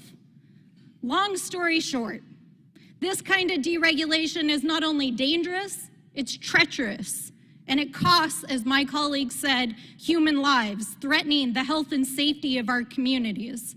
Ms. Katzen, We have been here a long time this morning, and you have shared a lot about your views, but I feel like much of this conversation has been muddied by the comments that we've heard from our colleagues. So I want to give you, we're at the end of this hearing, really the final word to help explain to the American people, why do we have regulations? Why are they essential to protect the health and safety of our communities, as well as our democracy and the functioning of our institutions? And can you please explain the rigor with which, as a former OMBer, that these regulations are drafted, reviewed, and put into place? Well, thank you very much for that question. First, there's the misnomer. Regulations is not one thing. There are lots and lots of different kinds. You can have, we're coming up to tax, or we just passed tax day. If tax day is on April 15th, falls on a Saturday, you're not going to file your taxes until the following Monday. That's done by extending the time. That's done by regulation. Who can complain about that? Or if there's an America's Cup race on the West Coast and you want to protect the little boats that are racing from the big ships that are coming in, you set a course. You do that by regulations. No one can complain about that. Those are kinds of things in our lives that are straightforward, that are honest, that lead us to lead an orderly life. Now, there are some big ticket items, and these are the things that people get very agitated about. But on the big ticket items, what happens is a very long process. It can take a year, but more likely 2, 3, or 4 years for the staff to develop the science, the technology, to put out a notice of proposed rulemaking that invites comments from those who will benefit by the rule and those who will be burdened by it. Those comments are reviewed carefully, thoughtfully, and they're reportedly determined to see whether this makes sense. And then the rule will be going through OIRA review, which also looks at the economics. Is this going to have more benefits than costs? Thank you, Ms. Katzen. We are running short on time, but I think it's essential to punctuate this final point. And as somebody who worked at OMB, perhaps one of the only members sitting up here on the dais who has actually worked on regulations and understands the process, they go through extensive review. They include public review. They include a process that looks at the economic impacts. And those who are regulated are not untouchable. And in fact, if we do not have common sense regulations, this is why we cannot have nice things. And with that, I yield back. Expired. The chair now recognizes Mr. Burchett from Tennessee for 5 minutes. Thank you, Mr. Chairman. I would note for the record, you're wearing something from the Jim Jordan collection today. Mr. White, do you think Congress has ceded too much of its decision-making power to executive agencies? Yes, I do. And if I may add, presidents love to say, if Congress won't act, therefore I will. I think the reverse is also true. It's because presidents act so much that Congress doesn't. Okay. You mentioned in your testimony that administrative agencies are imposing regulations through increasingly unaccountable and unsteady methods. Do you think, could you provide examples of that trend? Well, a couple of examples that I offer in my written testimony center around the Federal Trade Commission, where for the last couple of years it has systematically pulled down guidance documents and other materials that gave a measure of legal certainty to the processes around mergers and acquisitions and consumer protection, and they've replaced it with legal uncertainty. Do you think those methods have eroded public trust in our government? Oh, I absolutely do. I think that people now have come to understand that the administrative process is both everything and nothing. It's everything in that it seems to touch on every subject under the sun, and it's all or nothing. But it's also nothing in that people just assume, well, the next administration will change everything anyway. Thank you. Professor Mulligan, I was going to say I'll take a mulligan, but I'm sure you've heard that your whole dadgum life, so I won't even say that. The regulatory burdens imposed by the Biden administration forced business spend apparently more than 218 million hours on paperwork, or 24,000 years. I'm not sure who did the math, but I'll stand by that. How might this affect a business's productivity? Well, there's two types of regulations that you mentioned. Some of them require the business, basically, they take more resources to do what they used to do, and that's definitely a hit to productivity. Other regulations are more redistributive, that they take money from the smaller businesses and kind of give it to the bigger businesses, and that more affects capital investment and things like that rather than productivity per se. Do you think that consumers are affected negatively by overregulation? Definitely, and in my testimony, particular figure 2 was a dramatic one that a lot of us noticed. FCC regulation was really preventing more economical internet plans from coming in the market, and people were overpaying. Okay. This administration apparently has increased the number of regulations since 2021, and it's cost taxpayers, according to my notes, $318 billion with a B. How do these regulations, how do they get down to the American household? Maybe some specifics if you had. Sorry to put you on the spot, but. Well, there's raising prices as with the internet, also making it difficult for new companies to come in the medical area. In my testimony, I mentioned in the economic report of the President 2020, we had more analysis of how FDA made it difficult for even generic drugs to come in. That made drugs too expensive. Prescription drugs is something that prices people notice a lot. As soon as President Trump got that situation under control, we saw drug prices fall for the first time in 46 years. And so those are examples. It also works on wages. You know, people have less even spend on these more expensive things because they're not as productive as in the example you gave, because wages and productivity are closely linked together. A company can't really pay a worker more than that worker can produce. And what was the cost to each household? Do you have an average on that? Of the Biden regulations? Yes, sir. Through the end of 2022, I haven't got into this year's, which are also quite interesting. I think it was $9,600 on average per household. Okay, and that's not included in inflation as well. Is that? Some of it's reflected in inflation. Much of it isn't. Much of it is not? It is not. All right. I believe that's about it. I believe, well, Mr. Chairman, I'll relinquish my 30 seconds. Would the gentleman yield? Sure, why not? Or I'll regret it, but go ahead, Mr. Chairman. I was just Because you know I love you, brother. Well, I was just going to ask, did you have nothing funny left to say?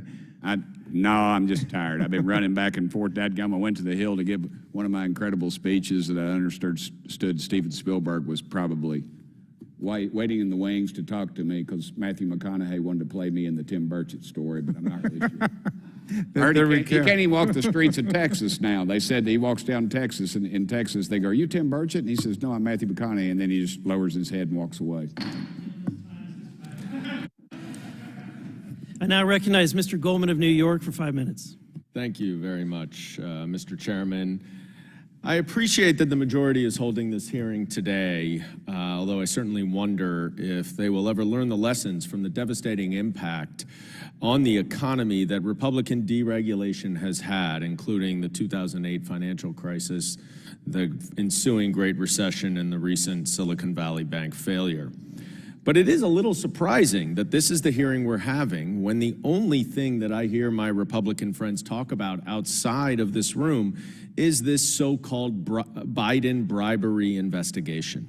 But then again, perhaps I shouldn't be surprised because a hearing would require them to present credible evidence to support these debunked allegations against the president, and when all they have is specious disinformation.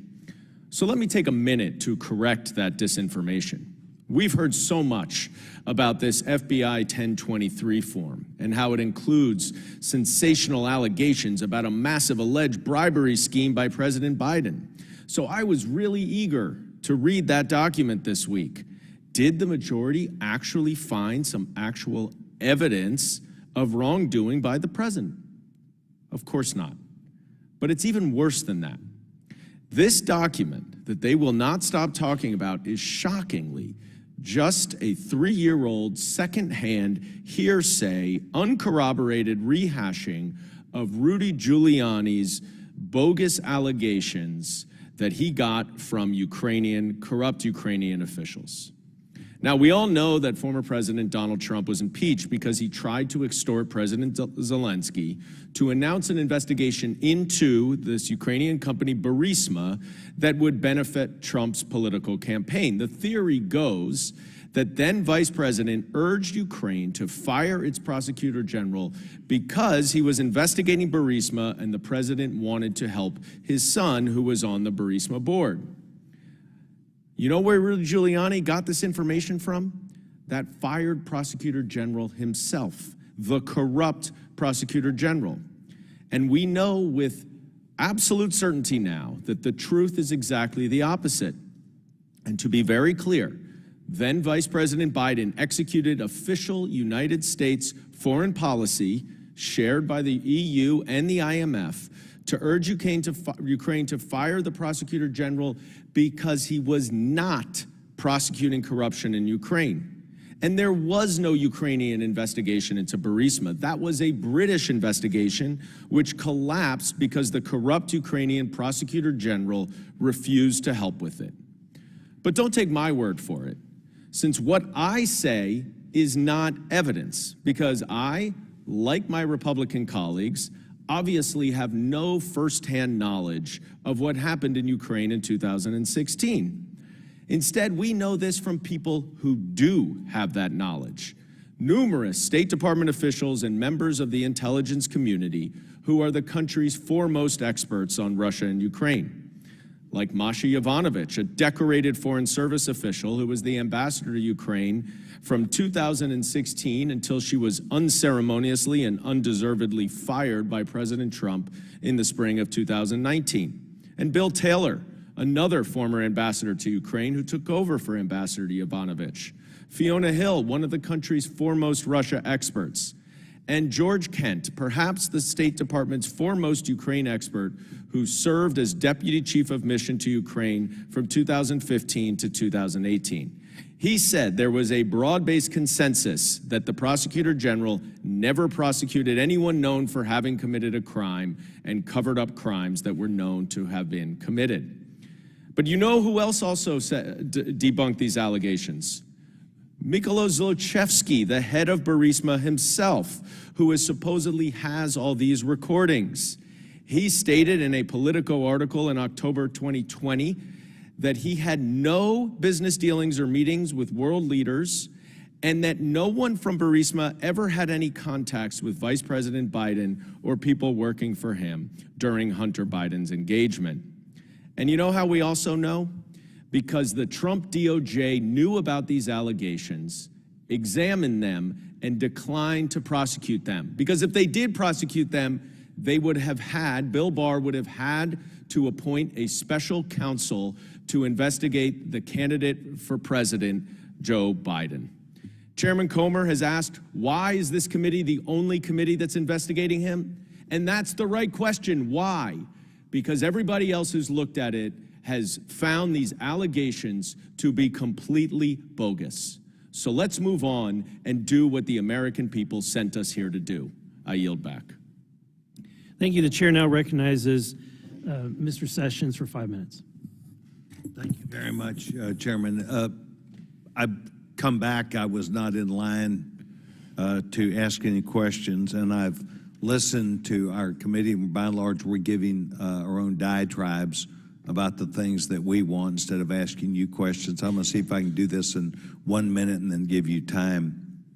The CFPB has issued new regulations that directly impact minority-owned businesses and women. The program 1073, or 1070, when it was originally done in 2010, was the plan had 16 different pages of the bill and about 9 key characteristics that they wanted people to look at. That has now turned into 900 pages and 90 different things that must be considered before giving a loan to women and minority-owned businesses. And that means that's going to be so expensive and time-consuming when you got to go through, instead of a few of these questions, you got to go through lists of 90. That is when I think what Republicans are talking about in this hearing, regulation that's gone above not just an intended consequence, but will harm the reason why maybe of what they were thoughtfully trying to impact or make better. That's what we should be asking you. Where do rules over regulation cause unintended or bad consequences that we really should be aiming our time at? 3 minutes. Congressman, I think I'm not familiar with that particular rule, but one of the things that we've heard around the world and our experience here in the federal government and in our states is that you mentioned paperwork. Paperwork is often one of the areas where the most sort of regulatory reform dollars, if you will, can be found. And so it's often not necessarily changing dramatically the underlying standard, but it is making the paperwork to comply a little bit more manageable. And that is something that, administrations for a long time have, sort of said they've cared about, have worked on, but it's something where, I think there have been a lot of improvements, but I think there could be an awful lot more. But around the world, we found that paperwork reduction is a key way. So earlier we got involved in this, people accusing us of being against regulations. That's wrong. You're reading that wrong. Over-regulation. Is that what you're in reference to? People can get so detailed in something that they miss the advantages of having a good regulatory system. Yeah, that's right. And so, instead of, for example, filling out the compliance form once a week, maybe you fill it out once every 2 weeks or once a month or once a quarter. And just something like that doesn't change the standard, but it reduces the number of hours, the number of, dollars that you spend to fill all out. Anyone else? Yes, ma'am. Yeah, thank you for that question, because there's a very delicate balance between asking too many questions and not enough. At the same time that we're worried about whether or not a student qualifies for student loans, or someone qualifies for welfare payments, or someone qualifies for veterans benefits, you have to get certain information, or there's a legitimate concern that we're squandering taxpayer money. On the other hand, as you point out, if you make it too onerous to apply or too lengthy to review the materials that are submitted, then it defeats the purpose. So it's a question of judgment, and it's something on which I think there should be an ability to discuss and compromise on individual paperwork requirements rather than painting a broad brush and saying, let's get rid of them all. And I agree, and I wish we had got more of this. One last point, and the problem is also when you go from 16 to 90 questions, what you're doing is putting the person who's the customer who wants a loan at risk in case they answer something wrong also. So it goes deeper than just over-regulation. It goes deeper to harm people. I want to thank you for taking time to be here. This is a beating on your part, but I think that you do understand we could use some coaching on this as you write things and give us advice. So thank you very much. Mr. Chairman, I yield back my time. Thank you. The chair now recognizes Ranking Member Raskin for closing remarks. Well, thank you, Mr. Chairman. And As usual, I found if you hang around long enough in these meetings, something good happens, and I think both sides have now professed our support for regulation today. And I think Mr. Sessions just reiterated that. We all want good regulation, and both sides have registered our opposition to bad regulation. The primary threat to American freedom today, I would argue, comes from those who want to control women's access to health care. So I wish that we would deregulate women's access to health care and deregulate women's bodily movement across state lines as people try to impose a straitjacket on women's access to health care that was constitutionally protected not long ago. I did notice that after the Dobbs decision was handed down, many of our colleagues who used to talk a lot about abortion have gone completely mum about it. They used to say abortion was murder. They used to say abortion was a Holocaust. They used to say we need a federal ban criminalizing abortion and people who participated in all across the country. Now, like the dog who caught the car, their Supreme Court packing their Supreme Court, which is well packed at this point, has adopted their extremist view, and it leaves them speechless because the people of America completely reject it. And we saw that in Kansas, where the people of Kansas rejected by more than 30 points an attempt to criminalize abortion in their state. We saw it in Wisconsin in a recent Supreme Court election where the people overwhelmingly rejected their absolutist anti-choice agenda. And so now the cat's got their tongue, and they want us to believe that real safety rules and auto safety rules and air safety rules and food and drug safety rules are a threat to freedom. But let's not look at what's really taking place across the country, which is this outrageous assault on the rights of women to obtain the health care they need. I believe that Virginia is the last state in the South where women can obtain access to complete reproductive services, including abortion, on the same terms that they had access to it under Roe versus Wade. So we should be having a hearing about that. You know, another major threat to American freedom today comes from the imposition of random gun violence on the population all across America. We have rates of gun violence that are 20 times higher than that affecting the nations in the European Union. Here's a case where regulation would clearly advance not just public health and safety, but public freedom too, because there's no freedom when people are afraid to go outside or to send their kids to school or to go to public events and concerts because of random gun violence running amok at rates not seen anywhere else in the advanced industrialized world. 90% of the American people favor a universal violent criminal background check on sales of firearms in the country. All we need to do is close the internet loophole. We just need to close the private gun show loophole. We just need to close the private sale loophole, and we will be able to save a lot of lives. We're still going to have a much higher rate of gun violence and gun death than the other countries I mentioned, but at least we'll be able to save some lives that way. I mean, we know that because a lot of the mass murderers can't get an AR-15 until they turn 18.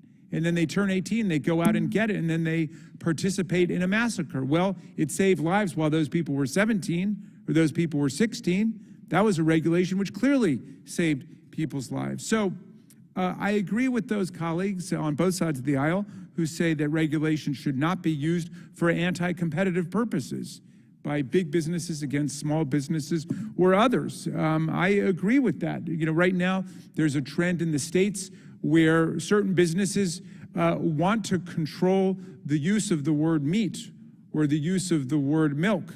They want to make it illegal for businesses to say that they have plant-based meat or that they have oat milk or soy milk or wheat milk. Well, what about leaving that to the free market and to the judgment of consumers? And yet there's this major assault on the freedom of businesses to define their own product and to form contractual relationships with their own consumers. You know, in closing, Mr. Chairman, I know that the House of Representatives and the majority in the House is having a problem managing some internal conflict, and I feel you live by insurrection and extortion. You suffer by insurrection and extortion, and now the insurrectionists and legislative extortionists have their own internal insurrectionists and extortionists, and it's making it very difficult for the majority to operate. Well, even with all of these political problems in the House, they're trying to pass the REINS Act to unconstitutionally seize control of the entire regulatory process. And they want basically the Congress of the United States to pass upon every single regulation and rule in the country on airline safety, rail safety, traffic safety, food and drug. In other words, they want to bring the entire process of protecting our people to a grinding halt, which is, we know exactly what would happen. As Ms. Katzen said, we're having a problem even passing a budget, and now we want to take over the entire rules-making process that has been developed over decades in order to enforce the legislative will. This is a big country. We got 300 million people here. We have a lot going on in a modern industrialized economy and society, and nations all over the world depend on regulatory and administrative agencies to implement the will of the people as ratified by their legislature. So this is how a modern democratic society works. And to try to overthrow all of it with the REINS Act would basically make the rest of the government and the rest of the country operate the way the House of Representatives has been operating, where tiny legislative factions have been able to throw a monkey wrench into everything we're doing. And I don't think that's going to be a good future for America. Thank you for your indulgence, Mr. Chairman. I yield back to you. Thank you. I'll now give closing remarks. It's been nearly 2.5 years since President Biden took office, and already we have experienced a massive regulatory blowout, rarely, if ever, seen in our nation's history. From proposed rules to eliminate gas stoves to regulating internal combustion engines of cars, eliminating them off the market entirely. Every day seems like a new opportunity for the Biden administration to change the way that you and I live our lives. This was not always the case, and we know that from the economic success and regulatory freedom seen under the Trump administration. Executive Order 13771 reined in federal regulations and resulted in at least $198 billion in net savings during President Trump's term in office. This is amazing when you think about how the Obama administration imposed nearly $900 billion in regulatory costs over just 8 years. The patterns we're seeing now are startling, and the Biden administration appears to be going all in on its regulatory agenda with no regard for the consequences to our economy or consumers. This House majority, and more specifically this committee, is committed to holding the Biden administration accountable for their actions and overreach. In closing, I want to say thank you to our panelists once again for your important and insightful testimony today. And with that, Mr. Chairman, there's one final request, unanimous consent request to submit an article for the record. And so I'd ask unanimous consent for this article from Politico entitled, "Former Giuliani Associate Raises Questions About Hunter Biden's Hard Drive from Hell." Without objection. Okay. I also have two documents, our memorandum from date May 10th and March 16th that I'll be entering into the record without objection, so moved. And I would also like to urge Mr. Goldman and his colleagues to read our two bank records and these memorandum on the Biden family influence peddling and business schemes. These bank records do not lie. And with that, without objection, all members will have 5 legislative days within which to submit materials and submit additional written questions for the witnesses, which will be forwarded to the witnesses for their response. If there is no further business without objection, the committee stands adjourned.